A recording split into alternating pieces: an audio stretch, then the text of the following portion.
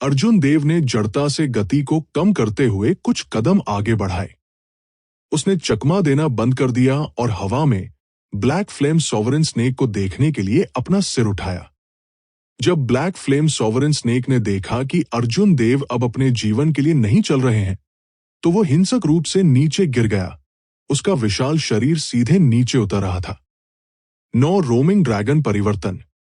Black flame sovereign snake के जमीन पर उतरते ही एक तेज गड़गड़ाहट की आवाज सुनाई दी। पूरी जमीन हिंसक रूप से हिल गई और दरारें भी दिखाई दी। उसके शरीर पर काली लपटों ने आसपास के खरपतवारों को प्रज्वलित कर दिया। जैसे ही आग की लपटें बाहर निकली, राख का एक बड़ा पैच बन गया। 9 आकृतियों ने ब्लैक फ्लेम स्नेक को घेर लिया और हवा में उड़ गए। असली और नकली में अंतर करना मुश्किल था। ब्लैक फ्लेम स्नेक ने आग की लपटों को उगल दिया और एक एक करके क्लोन को नष्ट कर दिया। जब तक ब्लैक फ्लेम सॉवरेन स्नेक ने 8 क्लोनों को नष्ट कर दिया, तब तक उसने अर्जुन देव को बहुत अधिक समय दे दिया था। अर्जुन देव का असली शरीर पहले से ही 1 किलोमीटर दूर था। अर्जुन देव ने हाथ की मुहर बनाई और 72 ब्रह्मांड के झंडे आध्यात्मिक प्रकाश से टिमटिमा रहे थे। वे जल्दी से जमीन में घुस गए और 5 किलोमीटर तक फैला एक मजबूत प्रतिबंध बनाया। प्रतिबंध ने आकाश और जमीन सहित सभी दिशाओं को कवर किया। एक बार जब ब्लैक फ्लेम सॉवरेन स्नेक फंस गया, तो वो बच नहीं पाएगा। हालांकि दूसरों के लिए वे कुछ भी खोज नहीं पाएंगे। इसके अलावा प्रतिबंध का एक साधारण भ्रम प्रभाव था। अर्जुन देव के सफेद वस्त्र तेज हवा में लहरा रहे थे क्योंकि उन्होंने नीचे के प्रतिबंध को देखा था। वो मंद मंद मुस्कुराया और राहत की सांस ली। फिर उसने अपने हाथों को धूल चटा दी और सावधानी से वापस उड़ गया। 5 किलोमीटर दूर अर्जुन देव हवा में रुक गए। उसने अपने दाहिने हाथ से अपनी ठुड्डी को सहारा दिया क्योंकि वह ध्यान से देख रहा था। 2 दिवंगत स्पिरिट फ्रूट से बचते हुए घोस्ट रेस और कॉर्प्स रेस ने एक दूसरे से मौत तक लड़ाई लड़ी। लड़ाई बहुत तीव्र थी। सभी प्रकार के यिन सैनिक और राक्षसी लाशें लड़ी।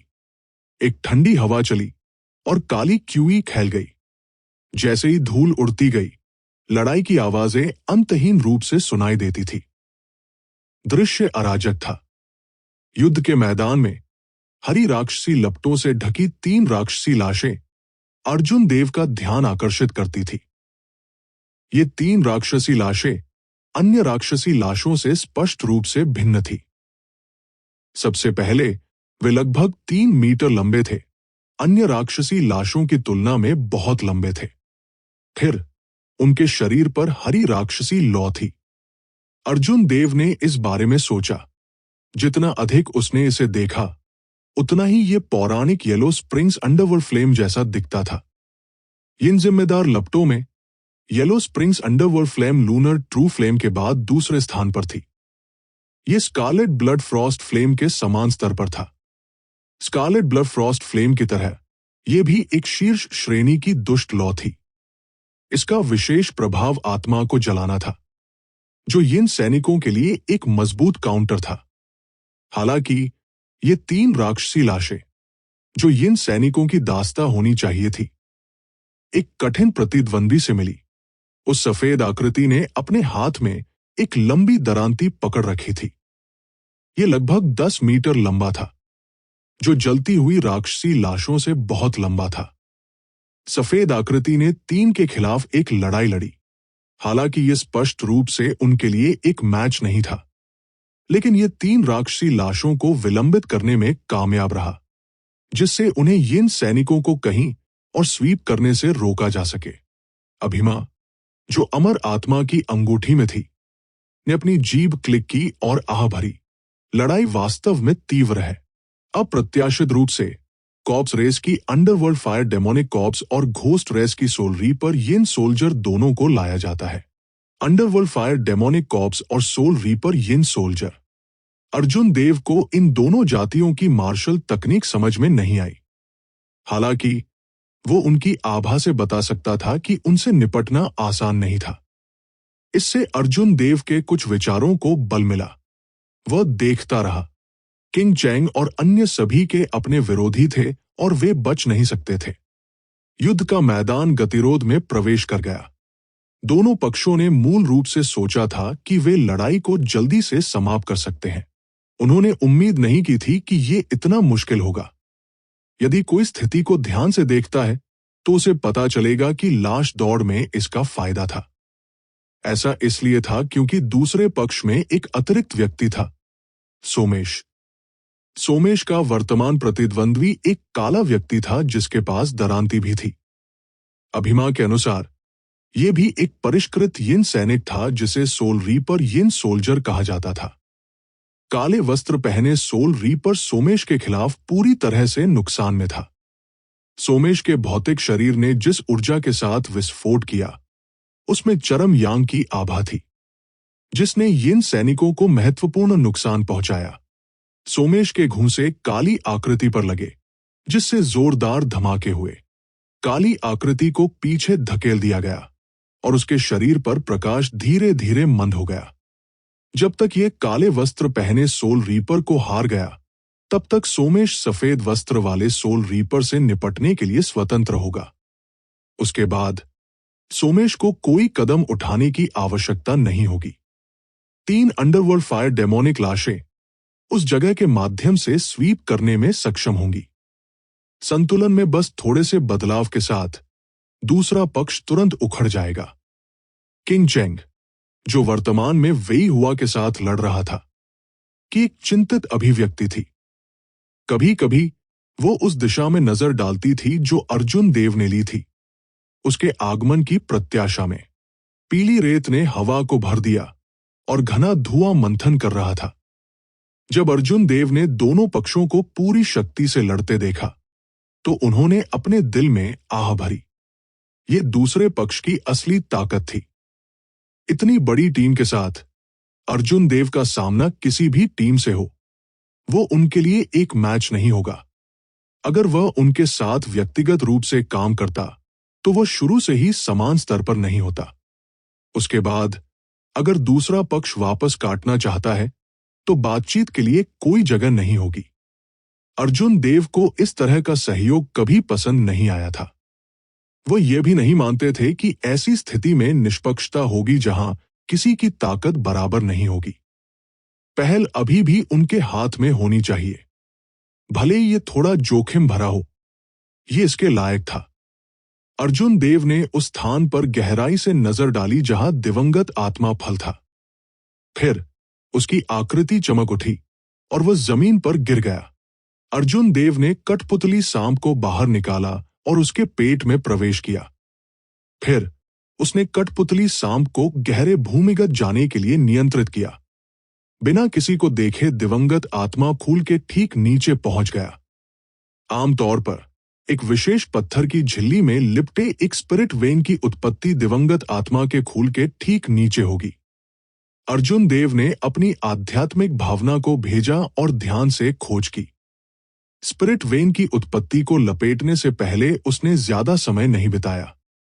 कठपुतली सांप ने अपना मुंह खोला और स्पिरिट वेन की उत्पत्ति को काट लिया। फिर ये अर्जुन देव के हाथ में लुढ़क गया। आसानी से स्पिरिट वेन की उत्पत्ति प्राप्त कर ली। ऊपर के लोगों के समूह ने मौत तक लड़ाई लड़ी। सपने में भी उन्हें उम्मीद नहीं होगी कि काली लौ वाले सांप को फुसलाने वाले अर्जुन देव पहले ही वापस आ गए होंगे।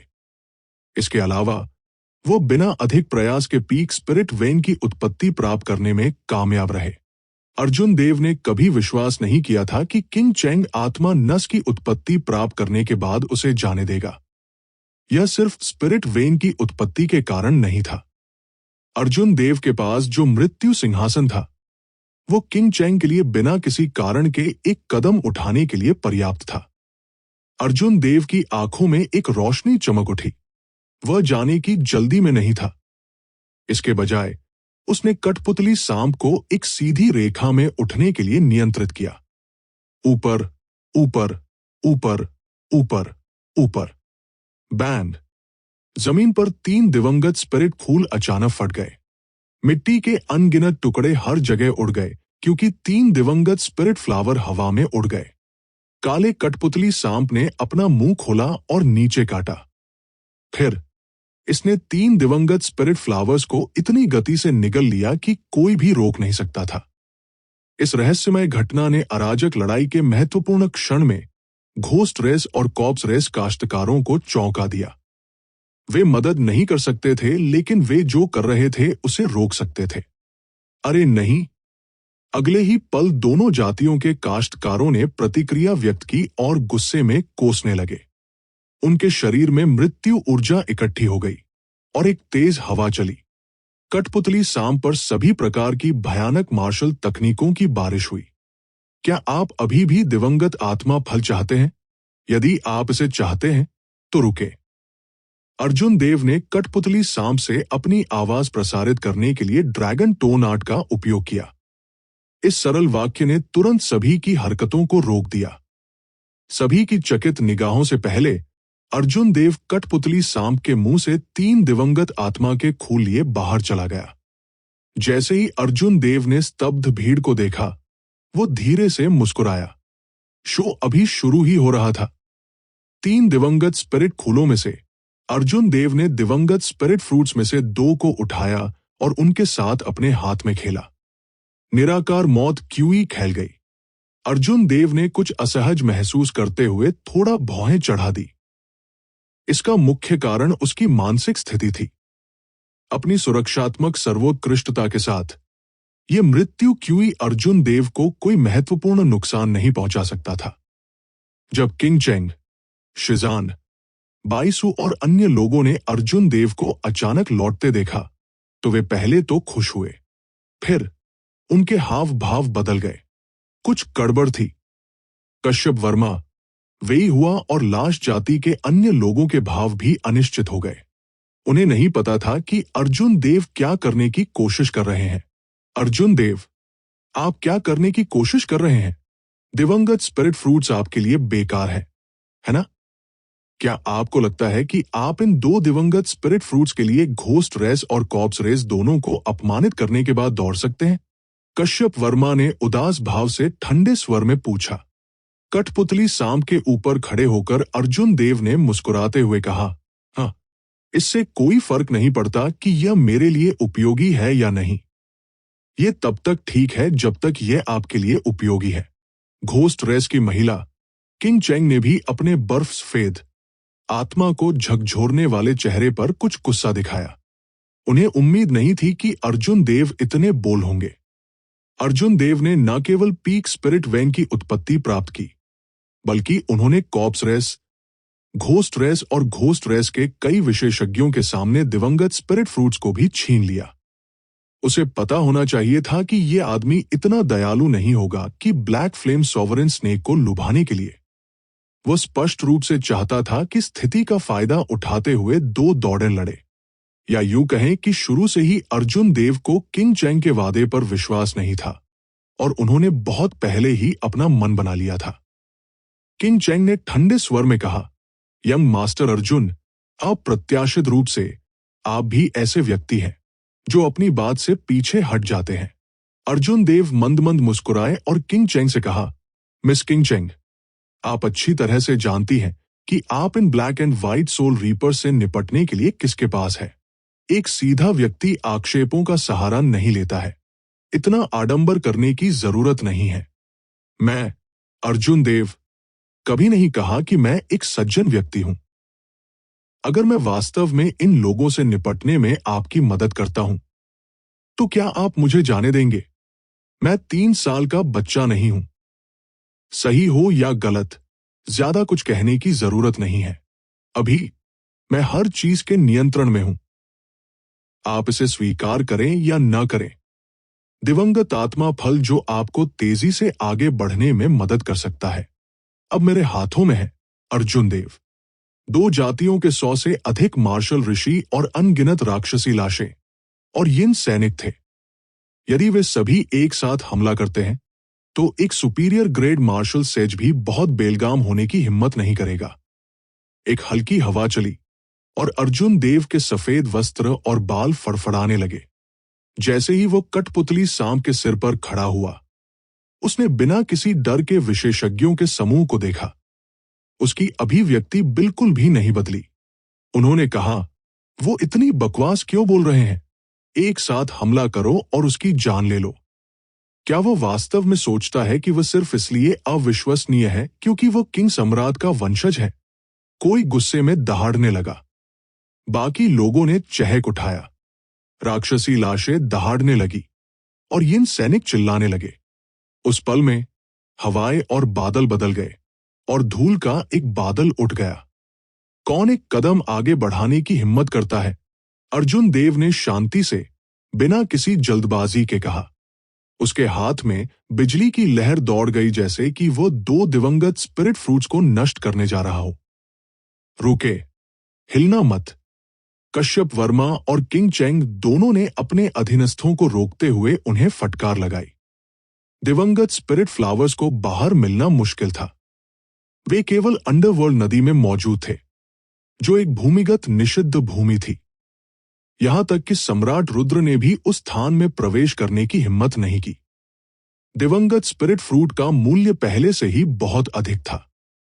फल का मूल्य और भी अथाह था। अवर ग्रेड मार्शल ऋषि भी वो क्षेत्र था जो दिवंगत स्पिरिट फ्रूट के सर्वोत्तम प्रभाव को सामने ला सकता था। यदि उनके पास एक निश्चित मूल्य नहीं होता, तो कॉर्प्स रेस और घोस्ट रेस अपने तुरुप के पत्ते नहीं लाते और ट्रेजरी हॉल तक पहुंचने से पहले लड़ना शुरू कर देते। वही हुआ। जो इस समय चुप था ने कहा, आप क्या चाहते हैं? बस ये कहो। अर्जुन देव ने धीरे से मुस्कुराते हुए कहा, ऐसा लगता है कि ऐसे लोग हैं जो समझते हैं। चूंकि आप सभी इस दिवंगत आत्मा फल चाहते हैं, मैं स्वाभाविक रूप से इसे किसी को नहीं दे सकता। आप लोग इसके लिए बोली लगा सकते हैं। जो कोई भी सबसे अधिक सूक्ष्म सिक्के पेश करेगा वह इसे प्राप्त करेगा। बेशक spirit vein origins, sage grade secret treasures, secret techniques और मेडिसिनल पिल्स को भी जोड़ा जा सकता है। संक्षेप में, मुझे सभी खजाने चाहिए। मैं बहुत खुले विचारों वाला व्यक्ति हूं। जब दोनों जातियों के काश्तकारों ने यह सुना, तो उनके हाव भाव बदल गए। उन्हें आश्चर्य हुआ कि क्या उन्होंने गलत सुना है। ये साथी, जो 100 से अधिक अवर ग्रेड मार्शल संतों से घिरा हुआ था और किसी भी क्षण मर सकता था, वास्तव में बेशर्मी से घमंड करता था और कीमत बढ़ा देता था। कश्यप वर्मा ने अपना दाहिना हाथ लहराया और ठंडे स्वर में मुस्कुराया। कीमत बढ़ाने के लिए आपके पास क्या योग्यताएं हैं? क्या आप वास्तव में सोचते हैं कि हम मोटी भेड़ें हैं जो वध की प्रतीक्षा कर रही हैं? सबसे खराब स्थिति में मैं इस दिवंगत आत्मा फल को छोड़ दूंगा। आप ये नहीं चाहते हैं। अर्जुन देव के होठों का कोना सिकुड़ गया क्योंकि उन्होंने एक दिवंगत स्पिरिट फ्रूट को बाहर फेंका। फिर उसने अपनी उंगली को झटका दिया और बैंगनी कृपाण क्यूई का एक किनारा बाहर निकल गया। कृपाण क्यूई ने एक जोर से धमाके के साथ दिवंगत स्पिरिट फ्रूट को चकनाचूर कर दिया। ब्लैक डेथ क्यूई तुरंत बाहर निकल आया, जिससे असीम घने बादल बन गए जो सभी दिशाओं में फैल गए। मूल रूप से निराकार डेथ क्यूई अब घने काले बादलों में बदल गया जो 1 किलोमीटर तक फैल गया और उसके नष्ट होने का कोई संकेत नहीं दिखा रहा था। काका, अनगिनत कॉर्प्स रेस और घोस्ट रेस काश्तकारों के दिल उसी समय बिखर गए जब उन्होंने टूटे हुए दिवंगत स्पिरिट फ्रूट को देखा। ये एक दिवंगत आत्मा फल था, चट्टान नहीं। ये शहरों के लायक था और इसे मापा नहीं जा सकता था। फिर भी अर्जुन देव ने बिना आग झुकाए इसे नष्ट कर दिया। आप कश्यप वर्मा स्तब्ध हो गए। वो बहुत देर तक हकलाता रहा, कुछ भी कहने में असमर्थ रहा। अर्जुन देव मंद मंद मुस्कुराते हुए बोले, भाई कश्यप वर्मा, क्या आपने ये नहीं कहा कि आप इसे नहीं चाहते हैं? तुम इतने उत्तेजित क्यों हो? चले जाओ। मैं बस ये कह रहा था। बस ये कह रहा है और आपने वास्तव में इसे नष्ट कर दिया। फिर भी आप अभी भी मुझसे पूछते हैं कि मैं इतना उत्तेजित क्यों हूं? कश्यप वर्मा अपने दिल में शाप देने से खुद को नहीं रोक सके। हालांकि उसने और कुछ कहने की हिम्मत नहीं की। उसे डर था कि अगर अर्जुन देव परेशान हो गया तो वह एकमात्र बचे हुए प्रेत फल को भी नष्ट कर देगा। वही हुआ कि आंखों में एक जानलेवा इरादा चमक उठा। उसने अपना सिर नीचे किया और एक निश्चित व्यक्ति को एक आवाज प्रक्षेपण भेजा। फिर अपनी अभिव्यक्ति को बदले बिना वो आगे बढ़ा और कहा, मैं 1,00,000 काले सूक्ष्म सिक्के और 5 रैंक 3 स्पिरिट वेंस प्रदान करता हूं। आपके लिए ये एक बहुत ही उचित मूल्य है। इस समय अर्जुन देव ने पहले से ही ऊपरी हाथ पकड़ रखा था। किंग चेंग बहुत अनिच्छुक थी, लेकिन उसके पास इस वास्तविकता को स्वीकार करने के अलावा कोई विकल्प नहीं था। उसने अपने दांत भींच लिए और कहा, मैं 1,00,000 काले सूक्ष्म सिक्के और 10 रैंक 3 स्पिरिट वेंस भी प्रदान करती हूं। 2,00,000 काले सूक्ष्म सिक्के और 15 रैंक 3 स्पिरिट नसें। वेई हुआ ने फिर से कीमत बढ़ाने में संकोच नहीं किया। स्पष्ट रूप से दिवंगत स्पिरिट फ्रूट प्राप्त करने के लिए दृढ़ संकल्पित था। जब दोनों पहले पहुंचे तो वे युवा पीढ़ी को दिवंगत आत्मा के फूलों की खोज के लिए लाए होंगे और रास्ते में कुछ स्पिरिट वेंस प्राप्त किए होंगे। अर्जुन देव ने कुछ नहीं कहा। उसने किंग चेंग की ओर देखा। उसका अर्थ स्पष्ट था। यदि आप कीमत नहीं बढ़ाते हैं तो ये दिवंगत स्पिरिट फ्रूट दूसरे पक्ष का होगा। कितना घृणित! किंग चेंग अब नफरत में अपने दांत पीस रही थी। उसे इतना पछतावा हो रहा था कि उसकी आंतें हरी हो गई। मूल रूप से उसने सोचा था कि अर्जुन देव के साथ काम करके अपने इतने सारे कबीले और कुछ ट्रम्प कार्डों के साथ वह निश्चित रूप से अर्जुन देव को दबाने में सक्षम होगी। मामला खत्म होने के बाद वह चाहती थी कि अर्जुन देव ब्याज के साथ सब कुछ थूक दे। ऐसी स्थिति आने की उम्मीद कौन कर सकता था? उसने किस तरह के व्यक्ति को आमंत्रित किया? सब कुछ ठीक था, लेकिन उसने वास्तव में उसके लिए इतना बड़ा गड्ढा खोदा। हालांकि अब कीमत नहीं बढ़ाने का सवाल ही नहीं उठता था। इतनी मेहनत करने के बाद वो ट्रेजरी हॉल पहुंचने से पहले ही इतने सारे लोगों को खो चुकी थी। यदि वह अभी भी दिवंगत आत्मा फल प्राप्त नहीं कर सकी तो उसे बहुत नुकसान होगा। 2,00,000 काले सूक्ष्म सिक्के, 15 रैंक 3 स्पिरिट नसें और एक ऋषि ग्रेड सार बढ़ाने वाली गोली जो आपकी मानव जाति को चाहिए। दोनों पक्ष बोली लगा रहे थे, नहीं रास्ता दे रहे थे। अर्जुन देव मंद मंद मुस्कुराए और दोनों पक्षों को प्रतिस्पर्धा करते हुए देखा। प्रतियोगिता जितनी अधिक शातिर होगी उतना अच्छा होगा। 5,00,000 काले सूक्ष्म सिक्के, 20 रैंक 3 स्पिरिट नसें, एक ऋषि ग्रेड आंतरिक बनियान और एक ऋषि ग्रेड सार बढ़ाने वाली गोली। अंत में वेई हुआ का दिल डूब गया और उसने एक ऐसी कीमत का नाम दिया जिसे किंग चेंग नहीं उठा सका। इतनी कीमत पर किंग चेंग की अभिव्यक्ति बदल गई। काफी देर तक झिझकने के बाद भी उसने बोली लगाना जारी नहीं रखा। ऐसी कीमत पहले से ही दिवंगत स्पिरिट फ्रूट के मूल्य को पार कर गई थी। यह बिल्कुल भी इसके लायक नहीं था। वेई हुआ व्यावहारिक रूप से अपने पास मौजूद आधे संसाधनों का उपयोग कर रही थी। वो नहीं जानती थी कि वेई हुआ क्या सोच रही थी। जब वेई हुआ ने देखा कि किंग चेंग ने कुछ नहीं कहा तो वो मुस्कुराया और कहा, यंग मास्टर अर्जुन, आप इस कीमत के बारे में क्या सोचते हैं? दिवंगत स्पिरिट फ्रूट को सौंप दो। हाँ, स्वाभाविक रूप से मैं अर्जुन देव इस तरह की कीमत से बहुत संतुष्ट हूं। हालांकि मुझे कुछ समय के लिए लेन देन में देरी करनी होगी। अर्जुन देव के चेहरे पर मुस्कान फीकी पड़ गई। उनके शब्दों के अंत में उनकी अभिव्यक्ति ठंडी हो गई। अपने हाथ के एक फ्लिप के साथ उसने दिवंगत आत्मा फल को अपनी ब्रह्मांड की अंगूठी में रख दिया। फिर वो तुरंत घूम गया। असंख्य स्वर्ग दिव्य मुट्ठी, देवता अवरोही, 10 गुना युद्ध कौशल। आकाश से एक दिव्य प्रकाश उतरा और अर्जुन देव के शरीर में प्रवेश किया।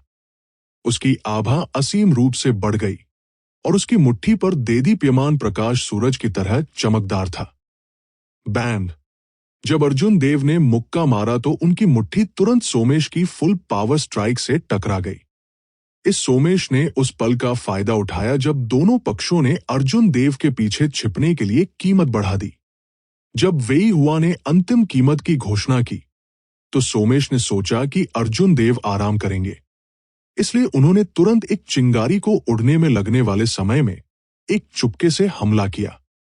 हालांकि सोमेश को ये नहीं पता था कि अर्जुन देव की आध्यात्मिक इंद्रिय से वह अपने मन में अपने आसपास होने वाली हर चीज को देख सकता है। सोमेश ने न केवल अर्जुन देव को बहुत पहले देखा था, बल्कि उन्होंने अर्जुन देव और वेई हुआ के बीच की साजिश को भी भांप लिया था और लंबे समय से इंतजार कर रहे थे। एक गड़गड़ाहट की गड़गड़ाहट पूरे स्थान पर गूंज उठी, जिससे कई लोग थोड़े समय के लिए बहरा हो गए। जैसे ही दोनों मुट्ठियां आपस में टकराई, सोमेश को तुरंत बड़ा नुकसान हुआ। अपने हमले की गति को बनाए रखने के लिए वो अपने वाइटल क्यूई का केवल 60% ही उपयोग कर सकता था। हालांकि अर्जुन देव लंबे समय से बिजली जमा कर रहे थे और इंतजार कर रहे थे। असंख्य स्वर्ग दिव्य मुट्ठी ने न केवल उनके महत्वपूर्ण क्यूई, मानसिक ऊर्जा और स्वर्गीय नियमों का विलय कर दिया, बल्कि इसने उनकी युद्ध क्षमता को भी 10 गुना बढ़ा दिया। सोमेश ने एक कौर खून की उल्टी की। क्या है?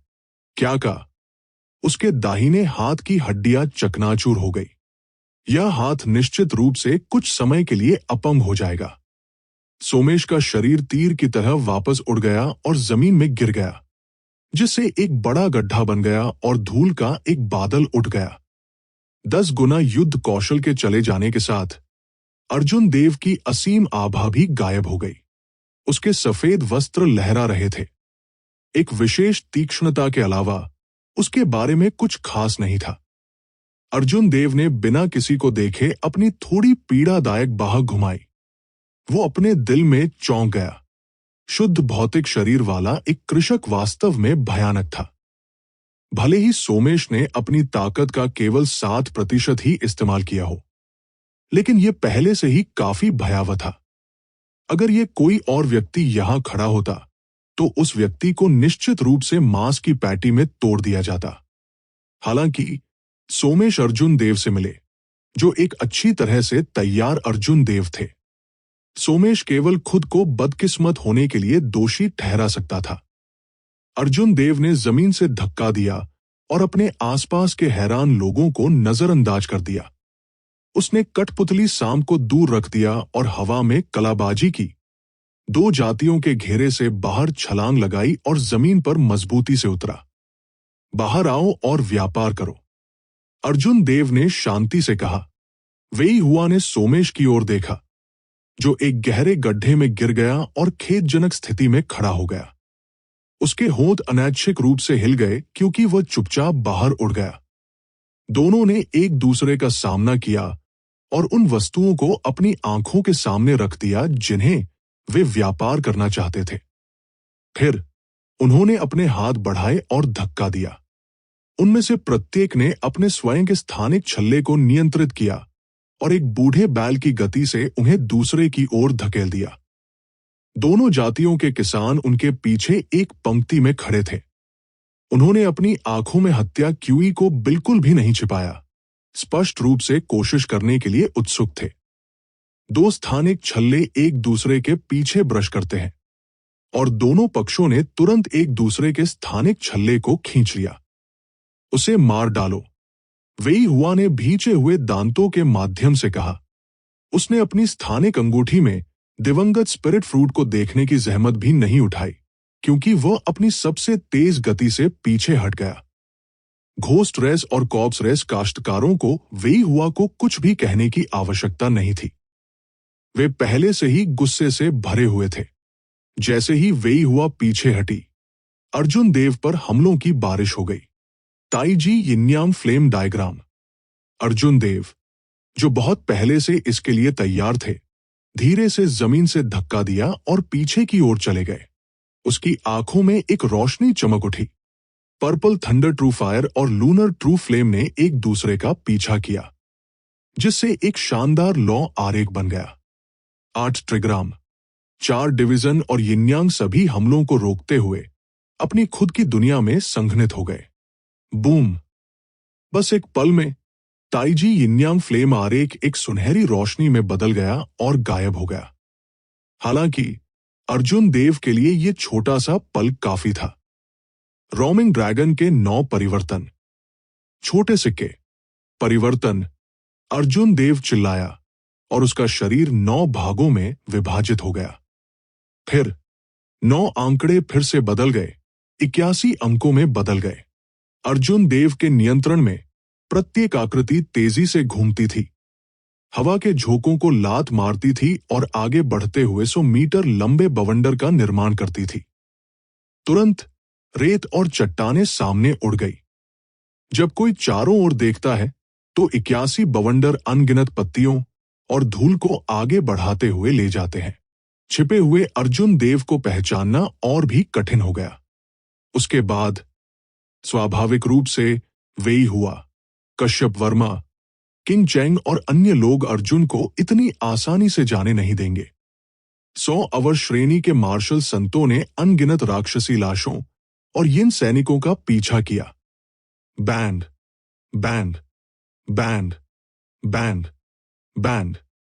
शक्तिशाली हमलों से बवंडर बिखर गए और अंदर के क्लोन तुरंत यिन सैनिकों और राक्षसी लाशों द्वारा मारे गए। भूतिया यिन सैनिक हवा में चिल्लाए। चूंकि उनके पास भौतिक शरीर नहीं थे, इसलिए उन्होंने सबसे तेजी से उड़ान भरी। वे लगातार पीछा करते रहे, बादलों में ऊपर नीचे उछलते रहे। बवंडर एक एक करके बिखर गए। जब केवल 8 बवंडर बचे थे तो अर्जुन देव ने तुरंत निर्णय लिया। उसने सीटी बजाई और तेज हवा बंद हो गई। 8 आकृतियां हवा में एक में विलीन हो गई। अर्जुन देव ने अपने शरीर को झुका लिया और नीचे झुक गया, जिससे उसके और उसके पीछे के समूह के बीच की दूरी बढ़ गई।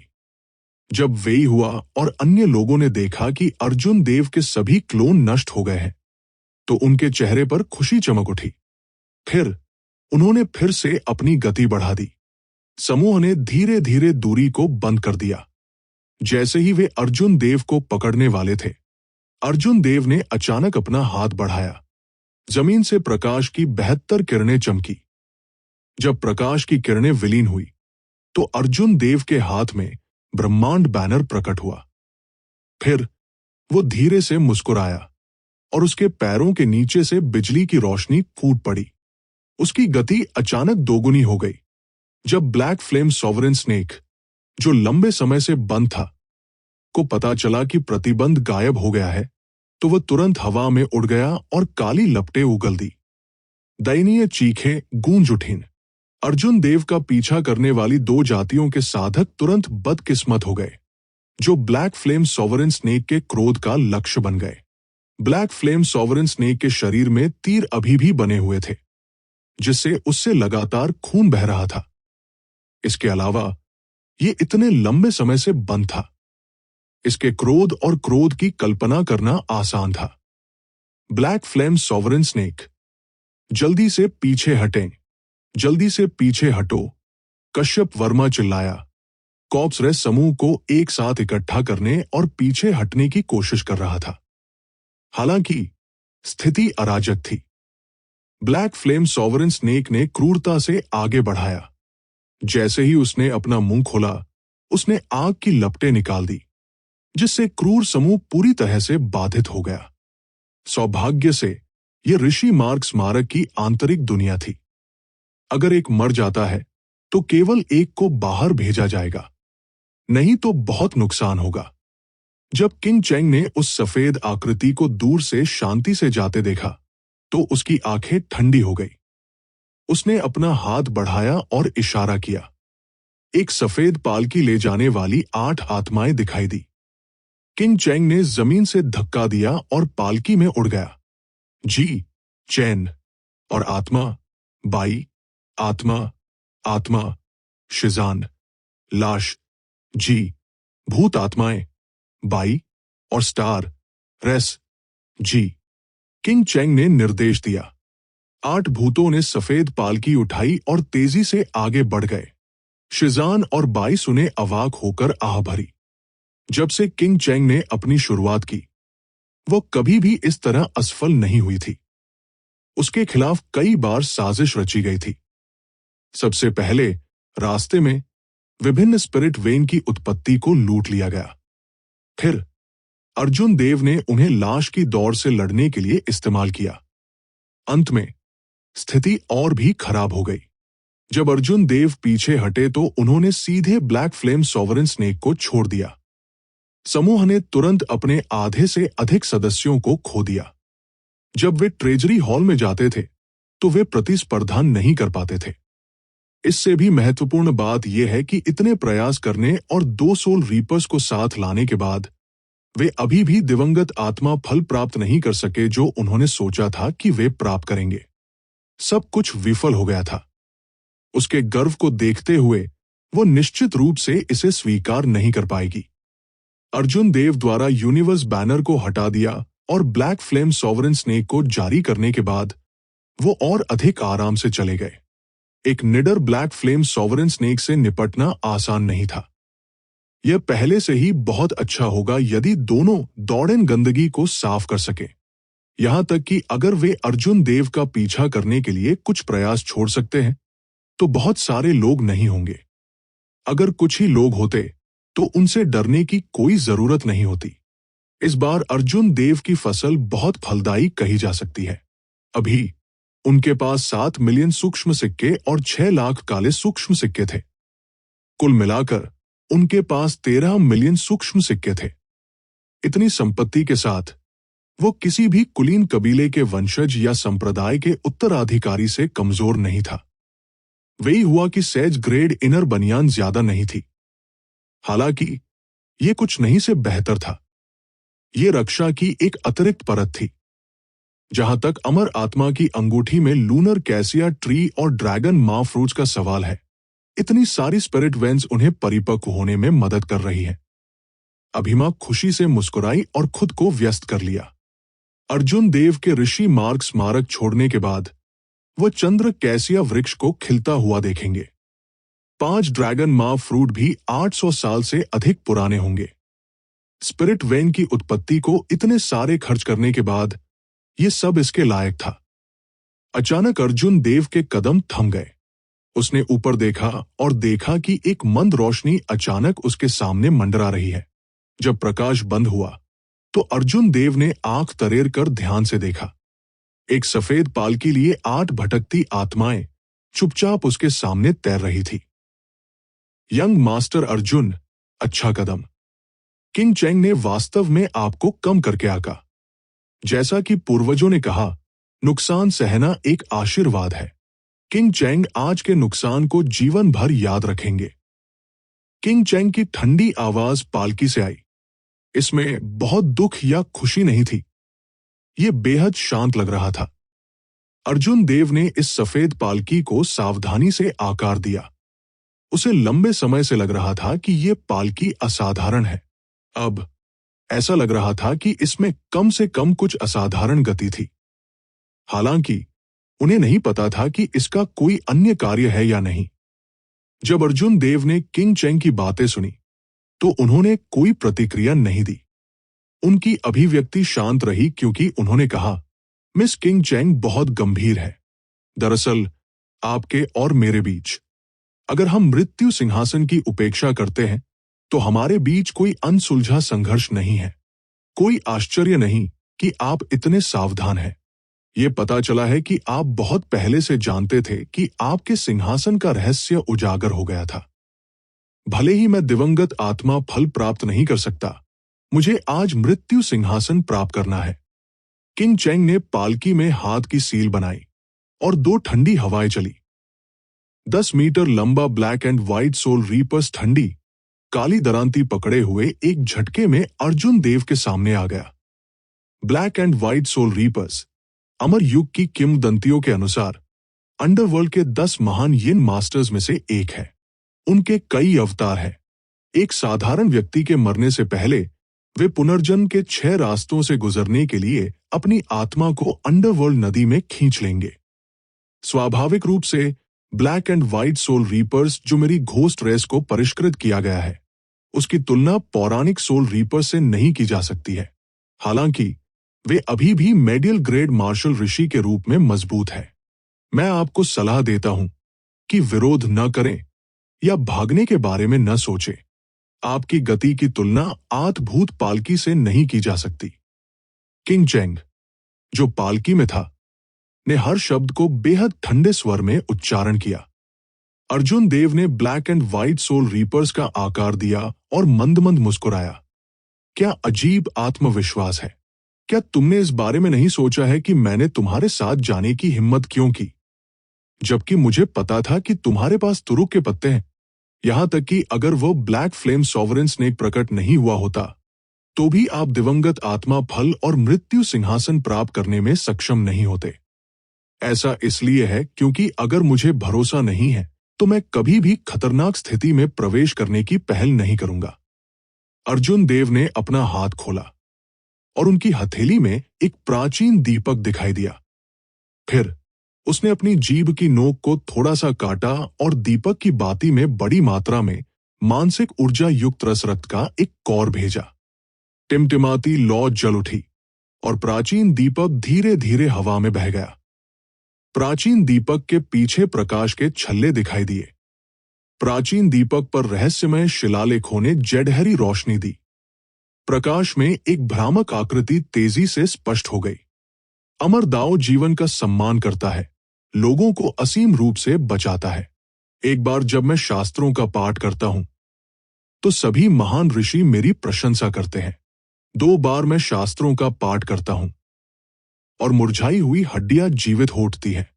अमर क्यूई ने रहस्यमय धर्म ग्रंथों का पाठ करते हुए मायावी आकृति को ढक दिया।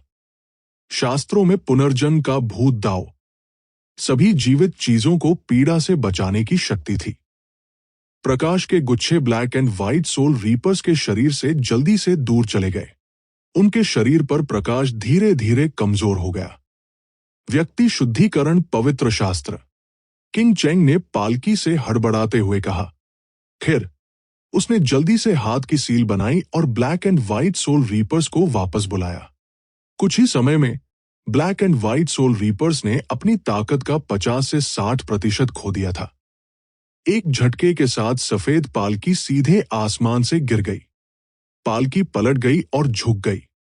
पालकी ले जाने वाली भटकती आत्माओं के 8 धागों को प्रायश्चित शास्त्र द्वारा सीधे प्रायश्चित किया गया था। अर्जुन देव ने अपने चेहरे पर मुस्कान प्रकट की और शांति से प्राचीन दीपक को दूर कर दिया। फिर उसने एक बड़ा कदम आगे बढ़ाया, बिजली की रोशनी पर कदम रखा और इस जगह से गायब हो गया। किंग चेंग बेहद भद्दे भाव के साथ पालकी से बाहर कूद गया। अपने हाथ के एक झटके से उसने 8 भटकती आत्माओं को छोड़ दिया और सफेद पालकी को फिर से उठा लिया। किंग चेंग ने उस दिशा में देखा जो अर्जुन देव ले गई थी। लंबे समय के बाद उसने अंत में पीछा नहीं किया। इस बार उसकी हार बहुत शर्मनाक थी। वो पहले ही बुरी तरह हार चुकी थी। अंत में उसने मूर्खतापूर्ण तरीके से आगे भी बढ़ गया और खुद को रौंदने की अनुमति दी। अर्जुन देव ने प्राचीन दीपक प्राप्त किया था जहां से दुष्ट राजा की मृत्यु हुई थी। ये एक किंग ग्रेड सीक्रेट ट्रेजर था। स्पष्ट रूप से एक अर्धऋषि इसे पूरी तरह से परिष्कृत नहीं कर पाएगा। अर्जुन देव के मार्शल ऋषि के पास जाने के बाद उन्होंने कुन्नुन पर्वत श्रृंखला के रास्ते में इसे परिष्कृत करने के लिए कुछ समय लिया। यद्यपि वो अपनी वर्तमान साधना के साथ इस गुप्त खजाने की पूरी शक्ति को बाहर नहीं ला सके, लेकिन कुछ समय के लिए इसका उपयोग करने के बाद अर्जुन देव ने इस दीपक के प्रभावों की एक मोटी समझ प्राप्त की। हालांकि वो मदद नहीं कर सका, लेकिन कुछ हद तक निराश महसूस कर रहा था। इस दीपक को पुनर्जन्म दीपक कहा जाता था। इसे अमर युग के एक जादुई खजाने के टुकड़ों से बनाया गया था। संरचनाओं की मरम्मत करने और नई सामग्रियों को जोड़ने के बाद इसे काश्तकारों के लिए उपयुक्त गुप्त खजाने में परिष्कृत किया गया। वास्तव में ऋषि ग्रेड से ऊपर के अधिकांश गुप्त खजाने अमर युग के जादू के खजाने के टुकड़ों से बनाए गए थे। प्रथम वरिष्ठ बहन वैदेही का बैंगनी धनुष और राहुल का स्वर्गीय वर्षा छाता इस प्रकार था। पुनर्जन लैंप ने मूल जादुई खजाने के मुख्य कार्य को जारी रखा। अवशेष आत्माओं की बुरी ऊर्जा को शुद्ध करने के लिए दाओवादी सफाई शास्त्र का जाप करने के लिए अमरों की आत्माओं को बुलाना। एक पूरी तरह से अच्छा किंग ग्रेड सीक्रेट ट्रेजर ऐसे ही बेकार हो गया।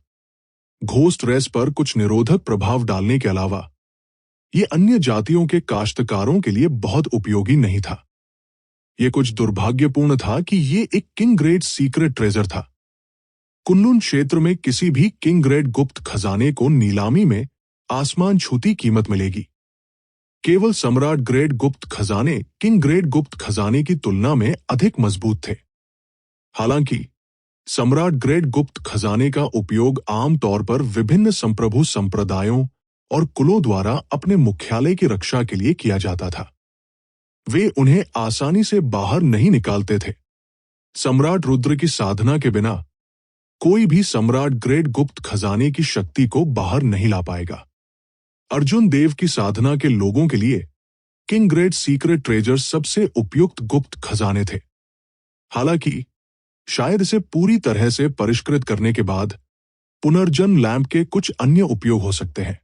आखिरकार इसे दुष्ट राजा ने पीछे छोड़ दिया था। अर्जुन देव ने अपना सिर उठाया और आकाश में पहुंच रहे प्रकाश के दूर के स्तंभ को देखा। उसकी आंखों में प्रत्याशा चमक उठी। उन्होंने सोचा कि ट्रेजरी हॉल को किस तरह का आश्चर्य होगा। अर्जुन देव को ऋषि मार्ग स्मारक से बाहर भेजे जाने में अभी 5 दिन और थे। उसे जल्दी करना पड़ा। अर्जुन देव ने आकाश से उतरने और जमीन पर पालथी मारकर बैठने से पहले कुछ देर तक खुद से बुदबुदाया। उसने अपनी ऊर्जा को ठीक करना शुरू कर दिया। वो अपने चरम राज्य में ठीक होने के बाद भागने के लिए थंडर ड्रैगन स्टेप्स का उपयोग करने का इरादा रखता था। अर्जुन देव ने बैंगनी थंडर दिव्य मंत्र प्रसारित किया और आसपास की आध्यात्मिक ऊर्जा धीरे धीरे उनके शरीर में 300 स्वर्गीय ऋषि कानूनों में डाली। स्वर्गीय ऋषि कानूनों ने दुनिया की आध्यात्मिक ऊर्जा को भूख से अवशोषित कर लिया। स्वर्गीय ऋषि कानूनों का रंग धीरे धीरे सघन और भरा हुआ हो गया। अर्जुन देव के चारों ओर विद्युत प्रकाश अनियंत्रित रूप से फैल गया, जिससे एक फीकी प्रकाश स्क्रीन बन गई। थोड़ी देर बाद अर्जुन देव ने अपनी आंखें खोली और उनमें एक शानदार रोशनी चमक उठी। मार्शल सेज में आगे बढ़ने के बाद उनकी रिकवरी स्पीड पहले की तुलना में काफी तेज थी। वह जितनी ऊर्जा संग्रहित कर सकता था, वह भी पहले की तुलना में अतुलनीय थी। अर्जुन देव के पैरों के नीचे से बिजली की रोशनी फूट पड़ी। उसने थंडर ड्रैगन स्टेप्स को निष्पादित करने में संकोच नहीं किया और हवा में दौड़ा। पैर उठाकर उसने 5 किलोमीटर की दूरी तय की। हवा उसके कानों से गरजती थी। जैसे ही वह चंद्रमा का पीछा करते हुए उल्का की तरह आगे बढ़े, अर्जुन देव स्पष्ट रूप से अपनी गति को सीमित करने वाले प्रतिरोध को महसूस कर सकते थे। जब वह थोड़ी दूरी पर फट गया तो उसे ये प्रतिरोध महसूस नहीं हुआ। हालांकि एक बार जब वो लंबी दूरी तय कर लेता था, तो वो इसे आसानी से महसूस कर सकता था। यह कुनलुन क्षेत्र की शून्य बाधा थी। जब तक वह अंतरिक्ष को चकनाचूर नहीं करता और शून्य में प्रवेश नहीं करता, तब तक उसे अपनी गति बढ़ाना मुश्किल होगा। यदि वो अपनी गति को बलपूर्वक बढ़ाता है, तो वो अपने भौतिक शरीर को भी घायल कर सकता है। अर्जुन देव ने कुछ देर सोचा और पाया कि अपने भौतिक शरीर के साथ उन्हें गति में 20% की वृद्धि को सहन करने में सक्षम होना चाहिए। हालांकि ये पहले से ही उसकी सीमा थी। अगर वह अपनी गति बढ़ाना चाहता था, तो भी वह ऐसा नहीं कर पाएगा। अर्जुन देव बिना किसी चिंता के पूरी गति से आगे बढ़े। वह बिजली के बोल्ट की तरह आगे बढ़ा, आकाश में शूटिंग कर रहा था। नीचे के लोग केवल 2 बिजली के ड्रैगन को हवा में टिमटिमाते हुए देख सकते थे। वे उन पर लगे आंकड़े भी नहीं देख सकते थे। जल्द ही अर्जुन देव ने विशाल सवाना को पीछे छोड़ दिया।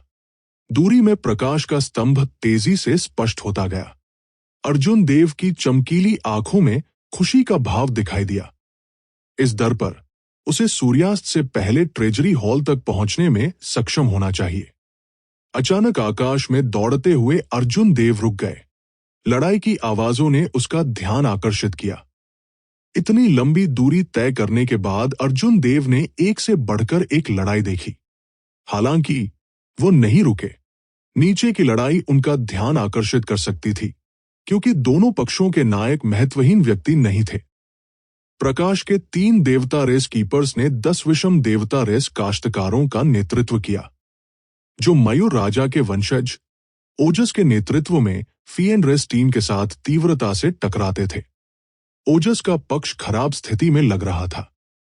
आकाशीय जाति के 13 संरक्षक आकाशीय दौड़ के भीतर बहुत प्रसिद्ध नहीं लगते थे।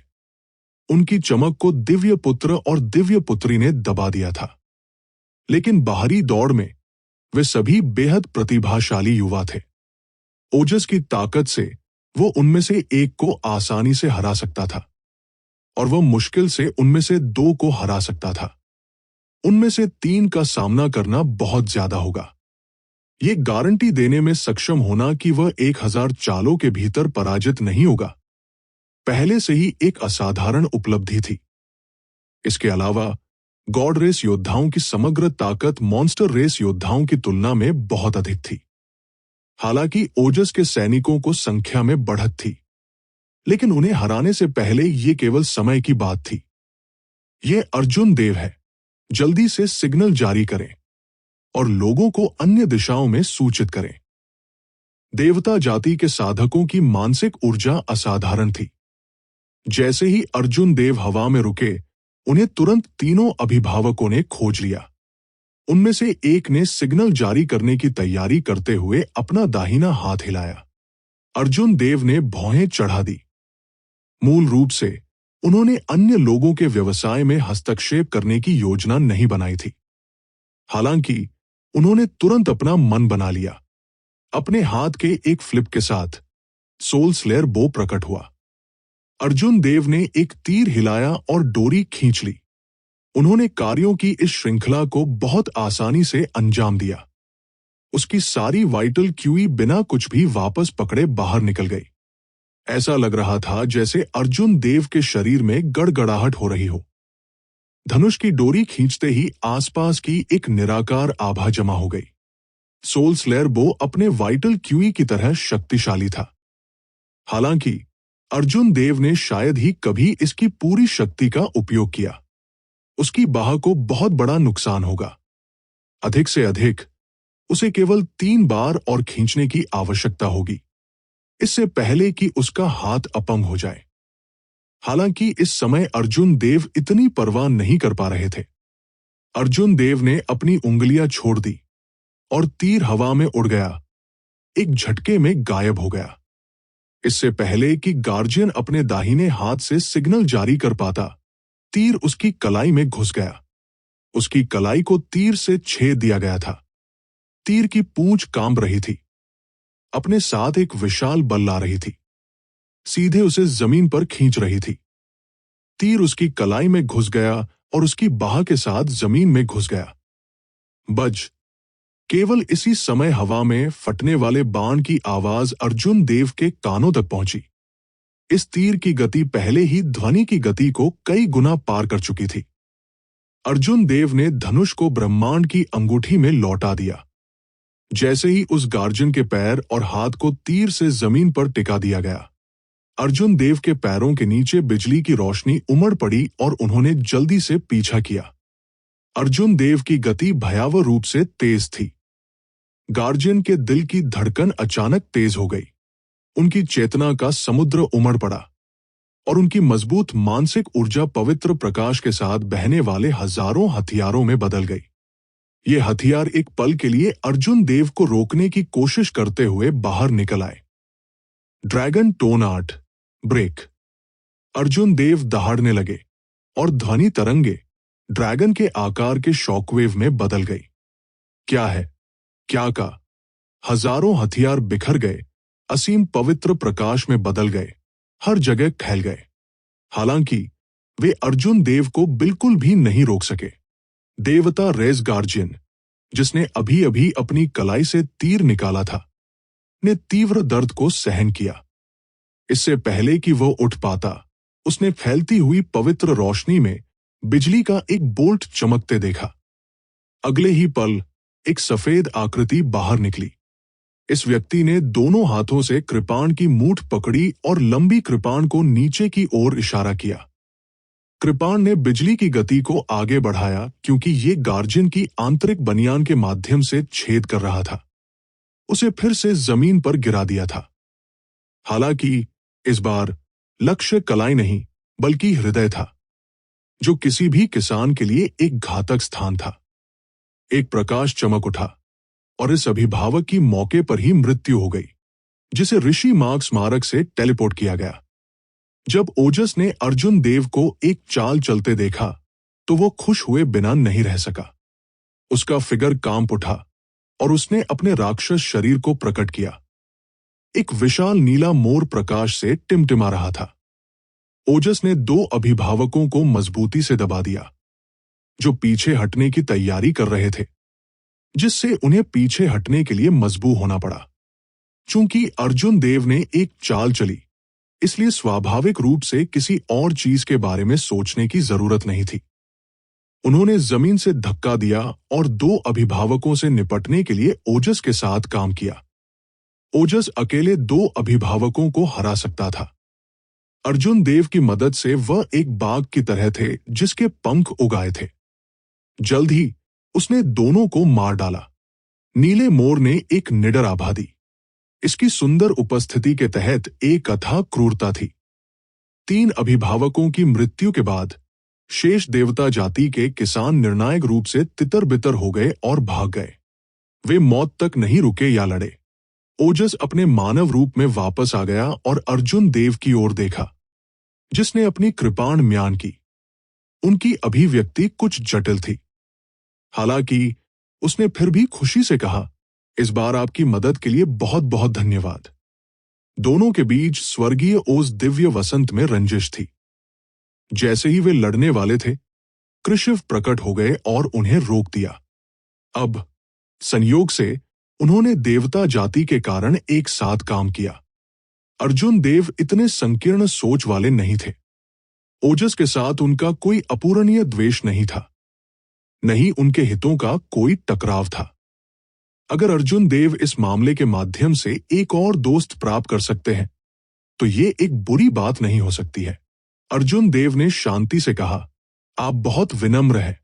अपनी ताकत के साथ आपको अपना फील्ड फॉर्म प्रकट करने के बाद छोड़ने में सक्षम होना चाहिए। ओजस ने शेष फील्ड रेस काश्तकारों पर नजर डाली और धीरे से आह भरी, ट्रेजरी हॉल ज्यादा दूर नहीं है। यह बहुत दुर्भाग्यपूर्ण है कि ये कबीले यहां रुक गए हैं। अगर मैं कुछ प्रयास कर सकता हूं, तो मैं अपना सर्वश्रेष्ठ भी करूंगा। अर्जुन देव उत्साहित महसूस कर रहे थे, ये सोचने के लिए कि ओजस अभी भी ऐसी स्थिति में अपने कुलों के बारे में सोच सकता है, उसे एक आदमी माना जा सकता है। मोर राजा के वंशज के रूप में उनकी स्थिति व्यर्थ नहीं थी। चलो अभी इस बारे में बात नहीं करते हैं। वे देवता जाति के साधक यहां तुम पर हमला क्यों कर रहे हैं? अर्जुन देव ने जिज्ञासा से पूछा। वे लगभग ट्रेजरी हॉल में थे। खजाने की खोज करने के बजाय वे यहां क्या कर रहे थे? ओजस की अभिव्यक्ति उदास हो गई। उन्होंने कहा, कृशिव देवता जाति के लोगों का नेतृत्व करते हुए सबसे पहले यहां पहुंचे। उन्होंने मार्गों की रक्षा की और अन्य जातियों के सभी काश्तकारों को अवरुद्ध कर दिया जिन्होंने करीब आने की कोशिश की। क्या बड़ा कदम है। एक जाति की ताकत के साथ वह दूसरी जातियों के सभी काश्तकारों को रोकना चाहता है। कृशिव की भूख बहुत बड़ी है। क्या ऐसा हो सकता है कि वह ट्रेजरी हॉल के सभी गुप्त खजाने को अकेले ले जाना चाहता है? अर्जुन देव ने अपनी शंका व्यक्त की। ओजस ने अपना सिर हिलाया और समझाया, ऐसा नहीं है। जब तक ट्रेजरी हॉल में प्रवेश करने वाले काश्तकारों को 2 गुप्त खजाने प्राप्त होंगे, तब तक उन्हें स्वचालित रूप से बाहर भेज दिया जाएगा। ट्रेजरी हॉल में कुल 5 मंजिलें हैं। प्रत्येक मंजिल में एक किंग ग्रेड सीक्रेट ट्रेजर है। कृशिव वास्तव में इन 5 किंग ग्रेड सीक्रेट ट्रेजर की परवाह करता है। उसका मुख्य उद्देश्य हमें विलंबित करना है। बेशक अगर हम कमजोर हैं, तो हमें ऋषि मार्ग स्मारक से बाहर निकाल दिया जाएगा। अर्जुन देव को ये बात अजीब लगी। उन्होंने पूछा, ऋषि मार्ग स्मारक हर 10 साल में एक बार खुलता है। यह हजारों वर्षों से पारित किया गया है। क्या ऐसा हो सकता है कि वहां के गुप्त खजाने को खाली नहीं किया गया हो? ओजस भी इसे समझा नहीं सका। उन्होंने जवाब दिया, मैं इसके बारे में निश्चित नहीं हूं। किसी भी मामले में हर 10 साल में ट्रेजरी हॉल में अधिक गुप्त खजाने होंगे। कम से कम 5 किंग ग्रेड गुप्त खजाने होंगे। ऐसी अफवाहें कि ऋषि मार्ग स्मारक अकेले मौजूद नहीं है, वहां भी मजबूत और रहस्यमय अस्तित्व है। उन गुप्त खजाने को उन मजबूत अस्तित्वों द्वारा एकत्र या परिष्कृत किया गया था। अर्जुन देव ने कुछ देर सोचा, यदि वास्तव में कोई रहस्यमय अस्तित्व होता जो ऋषि मार्ग स्मारक में स्वतंत्र रूप से प्रवेश कर सकता था और बाहर निकल सकता था, तो वो अस्तित्व कितना मजबूत होता। आखिरकार जब ऋषि मार्ग स्मारक खुला तो संप्रभु मार्शल सम्राट भी करीब नहीं आ सके। केवल अवर श्रेणी के मार्शल सम्राट ही प्रवेश कर सकते थे। क्या वह रहस्यमय अस्तित्व संप्रभु मार्शल सम्राटों से भी अधिक मजबूत हो सकता है? हालांकि ये सिर्फ अनुमान थे, शायद कोई रहस्यमय अस्तित्व नहीं था। उन्होंने कहा, मैं फॉक्स किंग के वंशज लोमद राज से मिलना चाहता हूं। आइए यहां अलग हों। अगर हम ट्रेजरी हॉल में मिलते हैं तो हम अपनी क्षमताओं के आधार पर प्रतिस्पर्धा कर सकते हैं। उसके बारे में क्या ख्याल है? जब ओजस ने देखा कि फील्ड रेस काश्तकारों का समूह कमोबेश ठीक हो गया है, तो वो अपनी छुट्टी लेने के लिए तैयार हो गया। अर्जुन देव ने मंद मंद मुस्कुराते हुए कहा, यह अच्छे के लिए होगा। अलविदा। जैसे ही ओजस ने अर्जुन देव को जाते हुए देखा, उसकी अभिव्यक्ति धीरे धीरे गंभीर हो गई। ओजस के पीछे एक राक्षस जाति का बूढ़ा आदमी आया और कहा, इस अर्जुन देव में वास्तव में किंग सम्राट की कुछ सुंदरता है। अपने हाथ के एक ही कदम के साथ उसने प्रकाश के एक देवता रेस कीपर को नष्ट कर दिया। ऐसी ताकत शायद कृशिव की ताकत से कमजोर नहीं है। ओजस ने शांति से विश्लेषण किया, उसके पास वास्तव में किंग सम्राट की कुछ सुंदरता है, हालांकि कृशिव की तुलना में अभी भी उनकी कमी है। इससे पहले उसने उस कीपर ऑफ लाइट को ज्यादातर उसके हाथ में धनुष के कारण मार डाला था। अंत में उनके संचय में अभी भी कमी है। अब भी कृशिव की असली ताकत एक रहस्य है। हालांकि अर्जुन देव की क्षमता बहुत ही भयानक है। कौन कल्पना कर सकता था कि वह केवल 2 वर्षों के लिए कुन्लुन क्षेत्र में रहा था। ओजस से अलग होने के बाद अर्जुन देव कई उत्कृष्ट प्रतिभाओं से मिले, जिन्होंने देवता जाति की नाकाबंदी को तोड़ दिया था। वे सभी ट्रेजरी हॉल में पहुंचे। केवल 5 किंग ग्रेड गुप्त खजाने थे। कृशिव ने पहले ही बढ़त ले ली थी। कौन जानता था कि रास्ते में जाल और प्रतिबंध उसे कब तक रोक सकते हैं। अर्जुन देव अपनी गति तेज किए बिना नहीं रह सके। आधे दिन के बाद वो आखिरकार विशाल ट्रेजरी हॉल के दरवाजे पर पहुंचा। दरवाजे पहले से ही खुले थे। दरवाजों पर ट्रेजरी हॉल शब्द उकेरे गए थे, जो बहुत आकर्षक लग रहे थे। अर्जुन देव के पास से गुजरने वाले कई काश्तकारों ने कुछ देर के लिए उन पर अपनी निगाहें रोक दी। उनकी आंखों ने एक ऐसी अभिव्यक्ति प्रकट की जिसे कम करके नहीं आंका जा सकता था। अर्जुन देव ने ऋषि मार्ग स्मारक पर कृषि के खिलाफ सामना करने का साहस किया। पहली बार ऋषि मार्ग स्मारक के शीर्ष पर खड़े हुए और असहनीय अहंकारी कृशिव को लात मार दी। इस मामले के बाद सफेद वस्त्र वाला अर्जुन देव नाम जरूर फैल जाएगा। जब किंग सम्राट के वंशज फिर से प्रकट हुए तो वे निश्चित रूप से तूफान खड़ा कर देंगे। दरवाजों से अपनी निगाहें हटाते हुए अर्जुन देव ने कदम रखा। प्रवेश करने के बाद वो एक विशाल कमरे में पहुंचा। प्राचीन भित्ति चित्रों ने दीवारों को सजाया था और आसपास के 9 रास्ते थे जो काश्तकारों के चयन की प्रतीक्षा कर रहे थे। आपको जो भी पसंद हो उसे चुनें। हर मार्ग उस महान हॉल की ओर ले जाएगा जहां किंग ग्रेड सीक्रेट ट्रेजर है। फिर आप वहां से अगली मंजिल में प्रवेश कर सकते हैं, अभिमा, जो अमर आत्मा की अंगूठी में थी। उस समय थंडर किंग यहां था। स्वाभाविक रूप से अभिमा इस स्थान से परिचित थी। जैसे ही अर्जुन देव चुनने वाले थे, अचानक कोई बाहर से आया और उनका ध्यान आकर्षित किया। उस व्यक्ति के चेहरे पर एक भयानक अभिव्यक्ति थी। जाहिर है उन्हें अर्जुन देव से इस तरह मिलने की उम्मीद नहीं थी। अर्जुन देव ने एक नजर डाली। इस व्यक्ति की शक्ल देखने के बाद उसने उसे नजरअंदाज कर दिया और शांति से एक मार्ग चुना। विशाल कमरे के अंदर बीरांशु की आंखों में एक अवर्णनीय घृणा चमक उठी।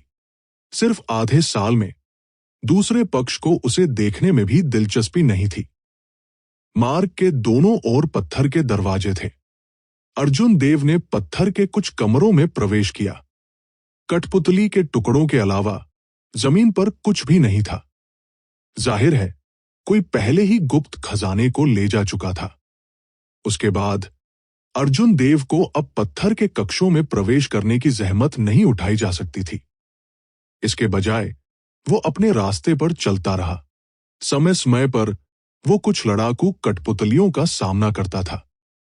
वो पीछे नहीं हटे और जितनी जल्दी हो सके उनसे निपट लिया।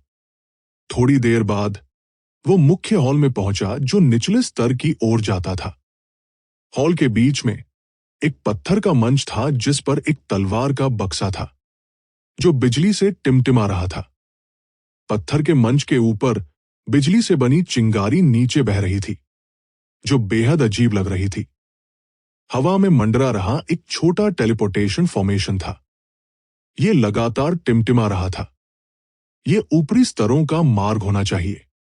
अमर आत्मा की अंगूठी में मौजूद अभिमा ने अपना सिर रगड़ते हुए संदेह से कहा, अजीब बात है, कृशिव ने इस किंग ग्रेड सीक्रेट ट्रेजर को क्यों नहीं छीन लिया? अर्जुन देव ने कुछ देर सोचा और जवाब दिया, ये अजीब नहीं है। कृशिव और तान्या केवल 4 गुप्त खजाने को एक साथ ले जा सकते हैं। वे निश्चित रूप से एक को छोड़ देंगे। अर्जुन देव के अलावा महान हॉल में कुछ अन्य लोग भी थे। उन्होंने पत्थर के मंच पर एक्सट्रीम थंडर स्वॉर्ड को देखा, जिससे उसे अपने पास रखने की तीव्र इच्छा प्रकट हुई। अर्जुन देव ने उन्हें आकार दिया और पता चला कि वह उनमें से अधिकांश से पहले एक बार मिल चुका था। पश्चिम की ओर 2 पुरुष और एक महिला थी।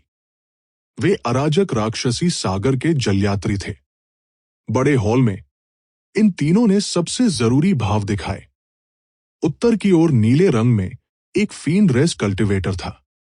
ऋषि मार्ग स्मारक पर अपना नाम छोड़ने से पहले अर्जुन देव ने इस व्यक्ति पर ध्यान दिया था। राहुल के मुताबिक इस शख्स को इज़्योर वुल्फ स्वॉर्ड्समैन के नाम से जाना जाता था। वह गहन डोमेन में एक फियन रेस नोबल कबीले के वंशज थे। इज़्योर वुल्फ स्वॉर्ड्समैन का संचय एक मानव संप्रभु कुलीन कबीले से कमजोर नहीं था।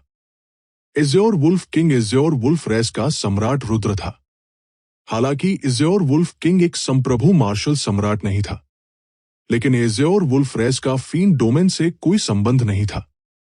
यह अफवाह थी कि इज़्योर वुल्फ किंग को फॉक्स किंग के साथ एक अपूरणीय द्वेष था और फॉक्स किंग द्वारा उसका पीछा किया गया था। कुछ ही दूरी पर 3 देवता जाति के बूढ़े लोग नहीं थे। हालांकि वे रखवाले नहीं थे, वे कम से कम 100 वर्ष पुराने थे। अपनी गहरी साधना और मानसिक ऊर्जा मार्शल तकनीकों पर भरोसा करके, जो देवता जाति के लिए अद्वितीय है, वे युवा पीढ़ी की राक्षसी प्रतिभाओं से मुकाबला कर सकते हैं। अर्जुन देव के सामने एक अधेड़ उम्र का व्यक्ति था जो एक तेज तलवार के इरादे से विकीर्ण था। जैसे ही उसने तलवार के बक्से को देखा, वो बेहद उत्साही दिखाई दिया। एक तलवारबाज के रूप में उनकी सबसे बड़ी इच्छा एक अच्छी तलवार प्राप्त करना था। इस अधेड़ उम्र के व्यक्ति की तलवार के इरादे ने अर्जुन देव में कुछ डर पैदा किया।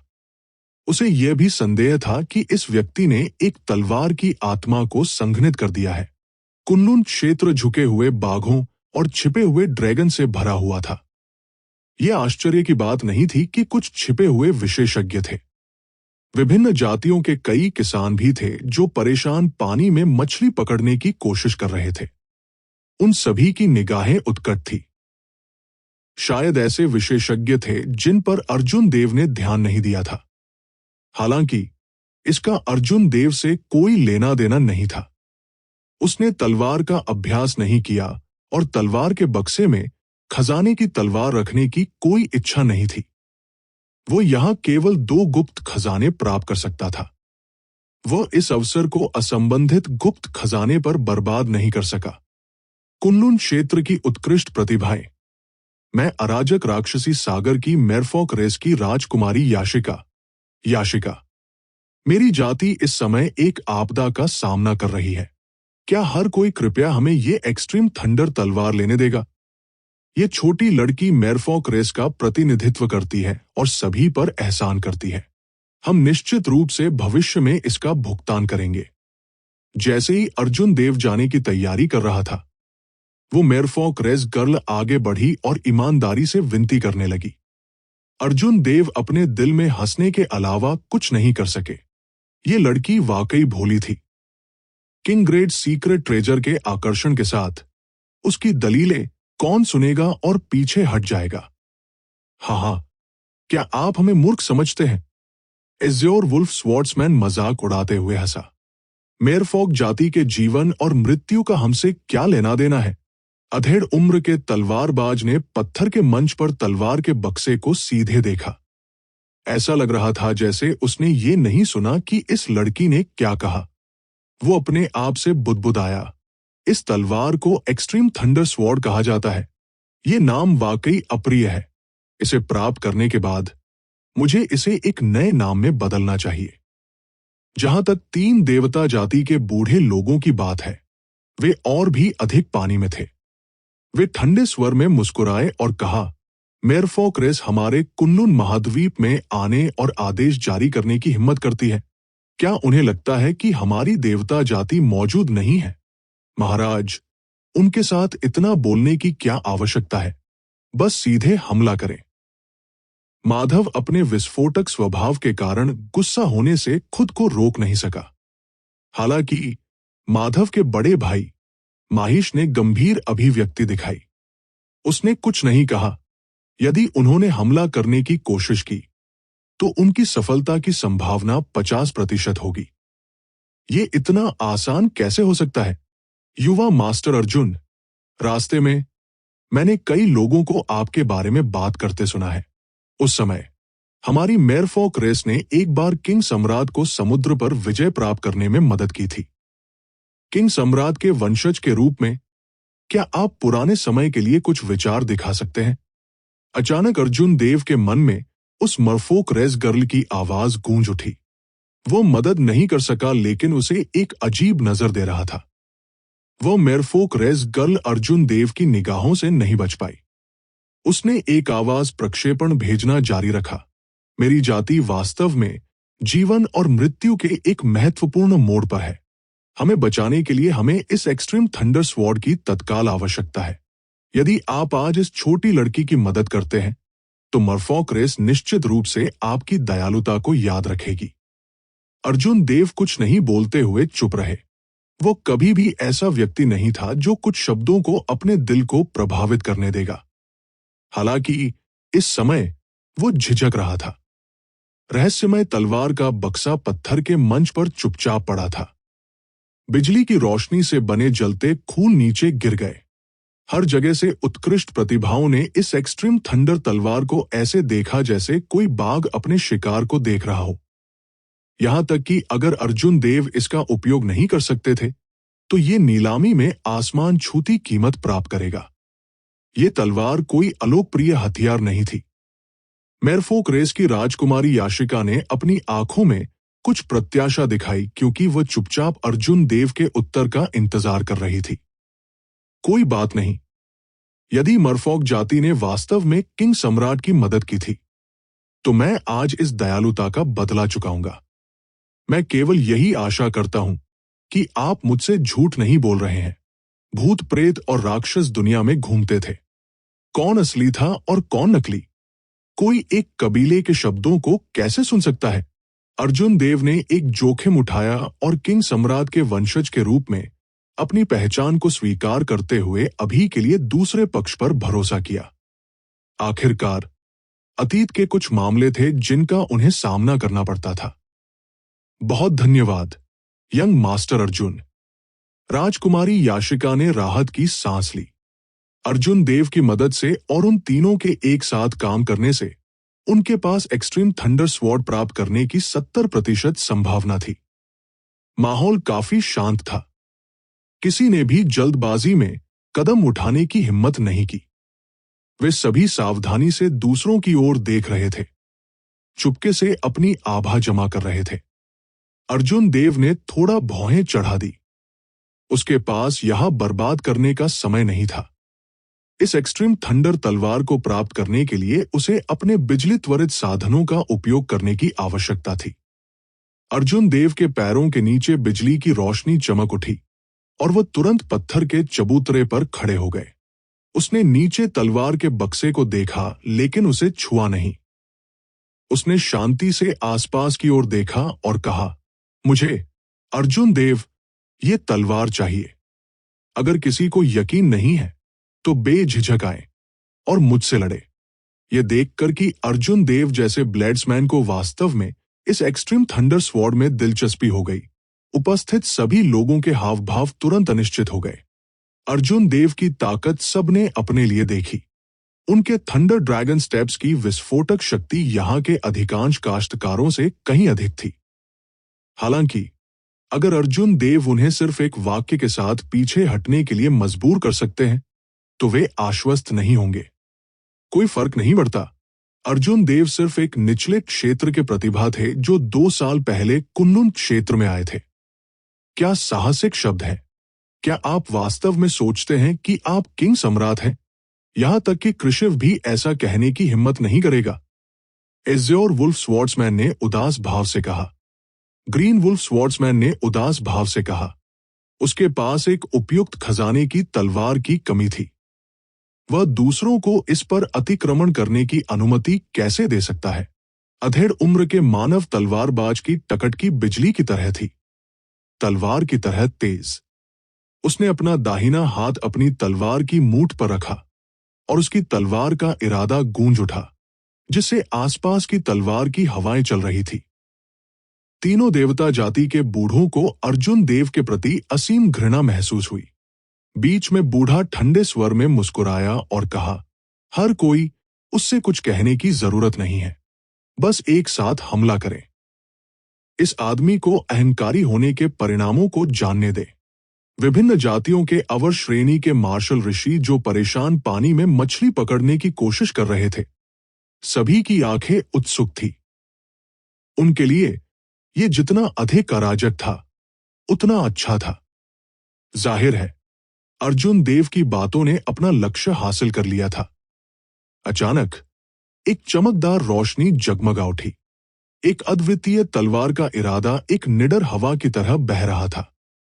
हवा अंतहीन रूप से गरजती रही, पूरे हॉल में फैल गई। ऐसा लग रहा था जैसे तलवार क्यूई का एक किनारा हर किसी की आंखों में छा गया हो। सबसे पहले कदम उठाने वाला वास्तव में मध्यम आयु वर्ग का तलवारबाज था। जैसे ही उसने एक चाल चली, उसने अपनी मजबूत ताकत का खुलासा किया। उस निडर तलवार के इरादे ने कई काश्तकारों को यह भ्रम दिया कि वो अनब्लॉक करने योग्य था। पहले कोई कदम मत उठाओ। जब आपको कोई अवसर मिले तो तलवार स्वयं ले ले। मदद करने की तैयारी कर रही आशिका ने अचानक अपने मन में अर्जुन देव की आवाज को प्रक्षेपित करते हुए सुना। वो मदद नहीं कर सका, लेकिन वह जो कर रहा था उसे रोक सका। अर्जुन देव की पुतलियां सिकुड़ गई और उन्होंने अपनी आंखें सिकोड़ ली। उसने सीधे अद्वितीय तलवार के इरादे के उस कतरे को देखा। उसके शरीर में अद्वितीय कृपाण क्यूई बिना किसी डर के उससे भिड़ गई। जब प्रकाश बिखर गया तो अर्जुन देव के सामने एक तलवार प्रकट हुई। अधेड़ उम्र के तलवारबाज ने पहले ही आगे बढ़ दिया था और अपनी तलवार का इरादा लहरा दिया था। एक तलवार की रोशनी बह रही थी और उसने एक उत्कृष्ट तलवार तकनीक को निष्पादित किया जो उसके उपभोग तलवार के इरादे को पूरा करती थी। तलवार की रोशनी 72 दिशाओं में टिमटिमा रही थी। अधेड़ उम्र के तलवारबाज की आकृति दिखाई दी। तलवार का हर वार वास्तविक था, बिना किसी झूठ के। अधेड़ उम्र का तलवारबाज अपनी इस हरकत से बहुत संतुष्ट था। उन्होंने तेज तलवारों में विशेषज्ञता हासिल की और उनकी तलवार तकनीक गति पर केंद्रित थी। अगर कोई उसकी तलवार तोड़ना चाहता है तो उसे उससे तेज होना होगा। अर्जुन देव ने कृपाण की मूठ पर अपना दाहिना हाथ रखा और तुरंत किंग सम्राट के कृपाण को निष्पादित कर दिया। अधेड़ उम्र के तलवारबाज को तुरंत लगा कि उसके पास छिपने के लिए कोई जगह नहीं है। उनकी 72 तलवार की छवियां स्पष्ट रूप से अर्जुन देव पर हमला कर रही थी। हालांकि जब अर्जुन देव ने अपना दाहिना हाथ कृपाण की मूठ पर रखा तो सब कुछ पलटने लगा। अधेड़ उम्र के तलवारबाज का दिल डूब गया और उसकी अभिव्यक्ति बहुत बदल गई। अपने तलवारबाज के अंतर्ज्ञान पर भरोसा करते हुए उसने निर्णायक रूप से अपनी चाल वापस ले ली और पीछे हट गया। 72 तलवार की छवियां एक साथ विलीन हो गई और उनकी आकृति चमक उठी। अधेड़ उम्र के तलवारबाज के पीछे छलांग लगाने वाला एज़्योर वुल्फ तलवारबाज उतना भाग्यशाली नहीं था। अधेड़ उम्र के तलवारबाज ने उसे पार कर लिया। हालांकि एक आगे बढ़ा जबकि दूसरा पीछे हट गया। बिजली की रोशनी टिमटिमा रही थी और पतले लूनर शैडो कृपाण ने एक ऐसे कोण से हमला किया जिसकी एज़्योर वुल्फ तलवारबाज कल्पना भी नहीं कर सकता था। कृपाण की रोशनी ने एज़्योर वुल्फ स्वॉर्ड्समैन के पक्ष को मारा और मजबूत बिजली जिम्मेदार ऊर्जा में विस्फोट हो गया। एज़्योर वुल्फ स्वॉर्ड्समैन का शरीर तोप के गोले की तरह हॉल की दीवार में उड़ गया। एक चिंगारी को उड़ने में लगने वाले समय में सब कुछ अकल्पनीय रूप से तेजी से हुआ। जिस समय अर्जुन देव ने हमला करने के लिए अपनी कृपाण का इस्तेमाल किया, उस समय 2 तलवारबाजों में से एक को वापस कर दिया गया और दूसरे को वापस खटखटाया गया। देवताओं का राष्ट्र, अगला भाला। देवताओं का राष्ट्र, अगली तलवार। देवताओं का राष्ट्र, मैं अगला दिव्य हेल्बर्ड। 3 देवता जाति के बूढ़ों ने देवता जाति के संयोजन मार्शल तकनीक को निष्पादित करने के लिए एक साथ काम किया, जिसे अर्जुन देव ने पहले देखा था। उनके पीछे एक सुनहरी रोशनी दिखाई दी, जो एक असीम समुद्र और एक दिव्य साम्राज्य को ऊपर और गिरने के लिए भौतिक रूप से प्रकट कर रही थी। अर्जुन देव ने उन्हें कम आंकने की हिम्मत नहीं की। उसने तुरंत अपना सबसे बड़ा तुरुप का पत्ता निकाला। बिजली की तेजी से साधनों का उपयोग करते हुए उन्होंने इस संयोजन से पहले हमला किया मार्शल तकनीक पूरी तरह से जुड़ा हुआ था। Taiji yin yang flame diagram. Purple thunder true fire और लूनर ट्रू फायर ने एक दूसरे का पीछा किया, जिससे एक आकर्षक दृश्य बन गया। जैसे जैसे वे घूमते गए, वे दुनिया में विलीन हो गए। ऊर्ध्वाधर ताइजी यिन्यांग फ्लेम आरेख एक मजबूत शक्ति के साथ आगे बढ़ाया गया। Band, band, band. 3 विस्फोट हुए और दिव्य प्रकाश से भरे 3 हथियार प्रकाश में बदल गए और बिखर गए। हालांकि ताइजी यिन्यांग फ्लेम आरेख की रोशनी कम नहीं हुई। अर्जुन देव ने अपना हाथ बढ़ाया और इशारा किया। ताइजी यिन्यांग फ्लेम आरेख और भी तेज गति से बह गया। तीनों में दुर्घटनाग्रस्त हो गया। उसके पीछे का सुनहरा समुद्र विशाल लहरों के साथ बढ़ रहा था, क्योंकि वो अपनी पूरी ताकत से विरोध करते हुए क्रूरता से गर्जना कर रहा था। लेकिन अंत में दिव्य राज्य समुद्र के तल में डूब गया, फिर कभी बाहर नहीं आया। समुद्र गायब हो गया और 3 भगवान जाति के बुजुर्गों ने प्रत्येक ने एक कौर खून उगल दिया। ताइजी यिन्यांग फ्लेम आरेख आगे बढ़ा, हॉल की दीवारों से टकरा गया और उन्हें एक बार फिर गंभीर रूप से घायल कर दिया। अर्जुन देव ने अपनी पूर्ण शक्ति का प्रयोग किया और कोई दया नहीं दिखाई। बिना किसी डर के इन तीनों लोगों को दबा दिया। ऐसा इसलिए था क्योंकि उसे अपनी ताकत पर पूरा भरोसा था। प्रकाश की एक चमक के साथ 2 लपटें उसकी आंखों में लौट आई। 2 तेज तलवार की झंकार गूंज उठी। ग्रीन वुल्फ स्वॉर्ड्समैन और अधेड़ उम्र के मानव तलवारबाज ने फिर से हमला किया। ड्रैगन लॉन्ग है और ड्रैगन है। 2 ड्रैगन के आकार की कृपाण क्यूई लंबी कृपाण से बाहर आई, जो मध्यम आयु वर्ग के तलवारबाज पर उड़ रही थी। यहां तक कि सम्राट रुद्र भी इस ड्रैगन को पर्ल के साथ खेलने के लिए ही प्राप्त कर सकता था। ये कदम इस अधेड़ उम्र के तलवारबाज को लंबे समय तक परेशान करने के लिए पर्याप्त था। इस परेशान करने वाले अधेड़ उम्र के तलवारबाज से निपटने के बाद अर्जुन देव ने अपनी कृपाण लहराई और एज़्योर वुल्फ स्वॉर्ड्समैन से भिड़ गए। जब कृपाण और तलवार आपस में टकराए तो चिंगारी उड़ गई, जिससे एक चमकदार रोशनी पैदा हुई। बूम! जब नीचे के कई कृषकों ने देखा कि अर्जुन देव खुद को बाहर नहीं निकाल पा रहे हैं, तो वे खुश हो गए। वे झुंड में आ गए और पत्थर के चबूतरे की ओर उड़ गए। अर्जुन देव ने देखने के लिए अपना सिर घुमाया और उनकी दाहिनी आंख में धधकती बैंगनी थंडर ट्रू फायर निकली, जिससे आग का समुद्र बन गया। क्रूर पर्पल थंडर ट्रू फायर ने तुरंत सबसे सामने वाले कल्टीवेटर को मारा। आग लगे लोगों का समूह तुरंत बुरी तरह से चिल्लाया। वे जमीन पर गिर गए और दर्द में इधर-उधर लुढ़क गए, आग बुझाने के सभी तरीकों के बारे में सोचने की कोशिश कर रहे थे। आग भयंकर थी। इसमें निहित बिजली चटक गई और टिमटिमा गई, जिससे काश्तकारों के समूह को वापस जाने के लिए मजबूर होना पड़ा। जब 3 मेरफॉक रेस के काश्तकारों ने इस आग को देखा तो उनकी आंखें चमक उठीं। वे स्पष्ट रूप से बहुत उत्साहित थे। अभी भी तलवार वापस नहीं ले पा रहे हैं, आप किसका इंतजार कर रहे हैं? तीनों को स्तब्ध देखकर अर्जुन देव गुस्से से खुद को नहीं रोक सके।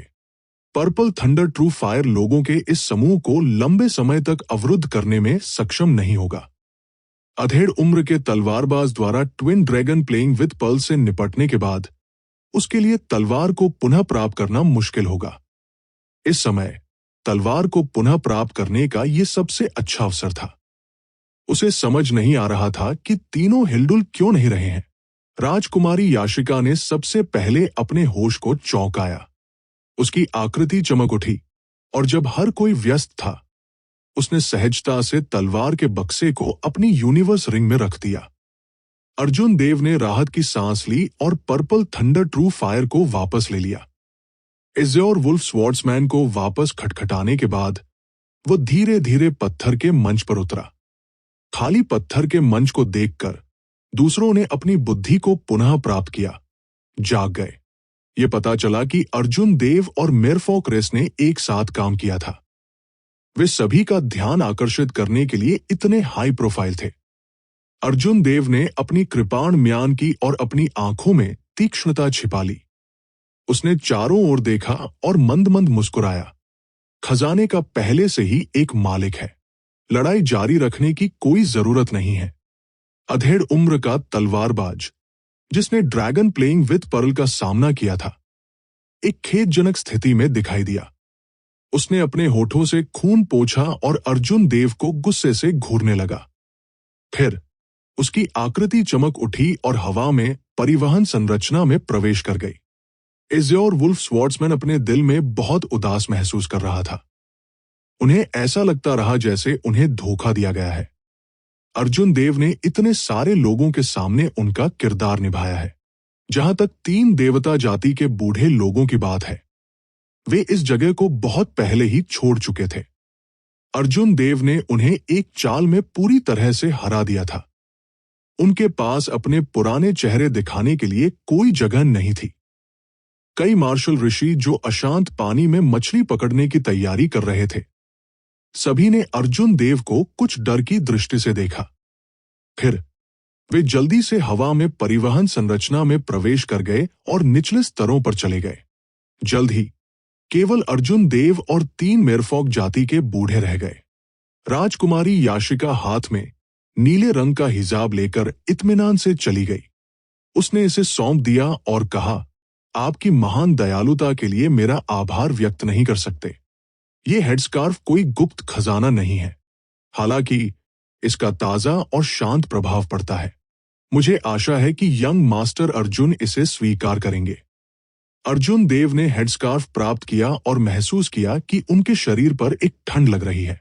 उसका पूरा शरीर कांप रहा था क्योंकि उसने महसूस किया कि उसकी पहले की थकान गायब हो गई है। उसका शरीर अब असीम जीवन शक्ति विकीर्ण कर रहा था। ये हिजाब उतना सामान्य नहीं लग रहा था जितना कि दूसरे पक्ष ने इसे बनाया था। अर्जुन देव ने इसे दूर रखा और अपने आप से बुदबुदाया, अगर हमारी किस्मत में ये है तो हम फिर मिलेंगे। अलविदा। अर्जुन देव को परिवहन संरचना से गायब होते देखकर माधव ये पूछने में मदद नहीं कर सका, महाराज, आपने उसके साथ चीजों को स्पष्ट क्यों नहीं किया? उन्होंने पहले स्पष्ट रूप से पर्पल थंडर ट्रू फायर का इस्तेमाल किया था। यह एक्सट्रीम थंडर ट्रू फायर की तुलना में बहुत मजबूत है। अगर वह मदद करने को तैयार होता तो मेरफॉक रेस के छिपे खतरे को हल किया जा सकता था। महेश ने भी सिर हिलाया और कहा, मुझे लगता है कि ये अर्जुन देव एक ठंडे खून वाले और भावनाहीन व्यक्ति नहीं है। यदि वह 10,000 साल पहले किंग सम्राट के साथ मेरी जाति के पक्ष के कारण मदद करने को तैयार है, तो वह अंत तक मदद करने के लिए तैयार हो सकता है। याशिका की आसमानी नीली आंखों में एक कड़वा भाव चमक उठा। वो मंद-मंद मुस्कुराई और बोली, कोई बात नहीं। एक्सट्रीम थंडर स्वॉर्ड के साथ समस्या को कमोबेश हल किया जाना चाहिए। 10,000 साल हो चुके हैं, यहां तक कि मुझे भी इसे जोर से कहने में शर्म आती है। मेरे पास ये कहने के लिए चेहरा कैसे हो सकता है? अर्जुन देव को अपने पूर्वजों की दया को चुकाने के बारे में बहुत अधिक महसूस नहीं हुआ, जबकि वो इस पर थे। जहां तक ये सवाल है कि दूसरा पक्ष सच बोल रहा है या नहीं, वो अभी के लिए इस पर विश्वास करेगा। ट्रेजरी हॉल की दूसरी मंजिल पर गुप्त खजाने वाले पत्थर के कमरों की संख्या में वृद्धि हुई जो दूर नहीं किए गए थे। अर्जुन देव को ऊपर जाने की जल्दी नहीं थी। दूसरों के विपरीत अर्जुन देव ने ट्रेजरी हॉल की इस यात्रा में किंग ग्रेट सीक्रेट ट्रेजर पर ध्यान केंद्रित नहीं किया। यदि संभव हो तो अर्जुन देव को 1 या 2 उच्च गुणवत्ता वाले ऋषि ग्रेड गुप्त खजाने का चयन करने की उम्मीद थी जो उनके अनुकूल थे। सबसे पहले किंग ग्रेड सीक्रेट ट्रेजर प्राप्त करना आसान नहीं था। दूसरे, उन्हें प्राप्त करने के बाद वो अस्थायी रूप से अपनी खेती से सीमित हो जाएगा। उन्हें परिष्कृत करना और उनके पूर्ण प्रभाव को बाहर लाना मुश्किल होगा।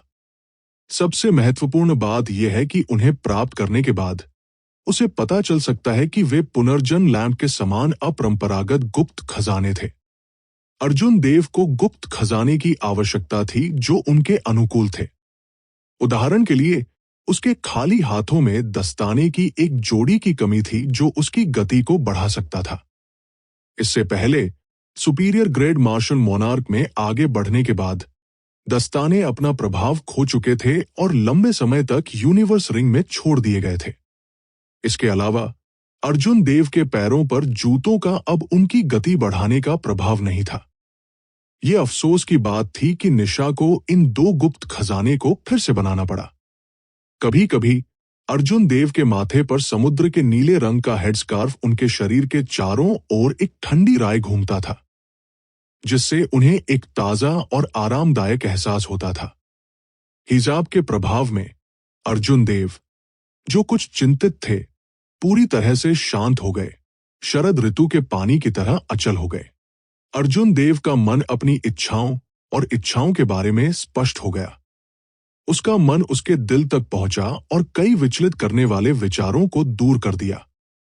अगर अर्जुन देव को अभी भी नहीं पता था कि ये हेडस्कार्फ एक सर्वोच्च खजाना है, तो वो वास्तव में एक ब्लॉकहेड होगा। ये हेडस्कार्फ नेपच्यून के हेडस्कार्फ की तरह क्यों दिखता है? क्या ऐसा हो सकता है कि नेपच्यून का अवशेष वास्तव में पारित हो गया था?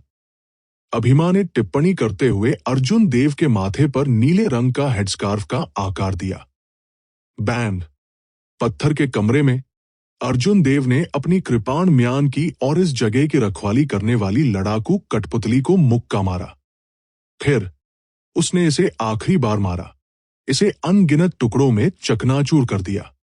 अर्जुन देव ने पत्थर के कमरे में लकड़ी का बक्सा खोला और एक नजर डाली।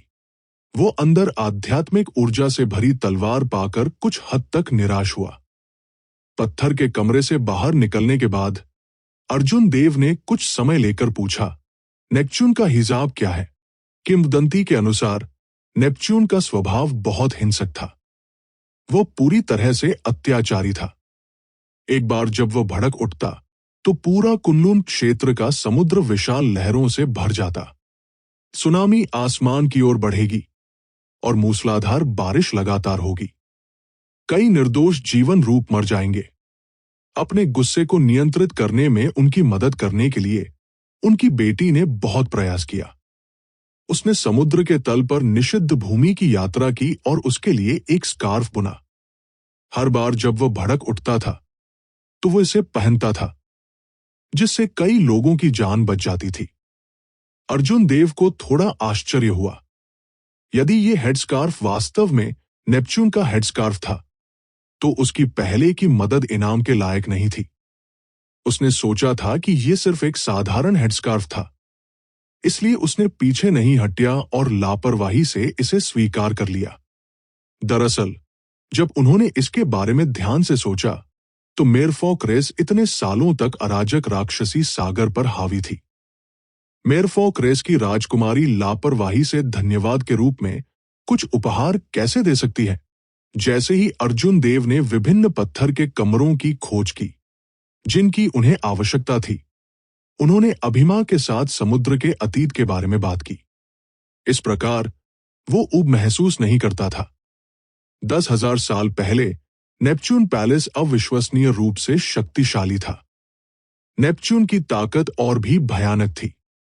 ये अक्सर महाद्वीप के साथ हस्तक्षेप करता था और यहां तक कि महाद्वीप को उखाड़ फेंकने का इरादा भी रखता था। किंग सम्राट ने 3 बार समुद्र में प्रवेश किया और अंततः नेपच्यून को हराने से पहले उससे लड़ाई की। फिर उसने मानव गुटों को आगे बढ़ाया और कई वर्षों तक लड़ाई लड़ी। अंत में उसने नेपच्यून पैलेस के सभी बचे हुए गुटों को बहा दिया। जब अभिमा ने अतीत के रहस्यों के बारे में बात की तो अर्जुन देव ने एक बार फिर किंग सम्राट की ताकत को महसूस किया।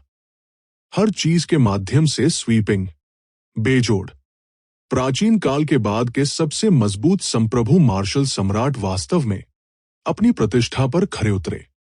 काका, इस बार जब लकड़ी का संदूक खुला तो अर्जुन देव की आंखें चमक उठीं, जिससे तीव्र रुचि प्रकट हुई। संदूक में 3 काले तीर थे जो ताबीज लिपियों से ढके हुए थे और प्रकाश के साथ बह रहे थे। अर्जुन देव ने अपनी आध्यात्मिक भावना से उन्हें स्कैन किया और उनमें निहित ऊर्जा को महसूस किया। 3 तीरों के बगल में एक जेड पट्टी भी थी। अर्जुन देव ने जेड पट्टी को अपने हाथ में पकड़ लिया और उसमें अपनी आध्यात्मिक भावना भेजी। फिर उन्होंने तीरों के बारे में कुछ जानकारी प्राप्त की। इस तीर को स्टार ब्रेकर एरो कहा जाता था। जैसा कि इसके नाम से पता चलता है, ये एक तारे को छेद सकता है। बेशक यहां का तारा निश्चित रूप से बहुत बड़ा सितारा नहीं था। हालांकि जेड पट्टी में वर्णित शक्ति के आधार पर यह तीर एक ग्रैंड मास्टर स्तर के मार्शल ऋषि के माध्यम से छेद सकता है यदि उन्होंने ध्यान नहीं दिया।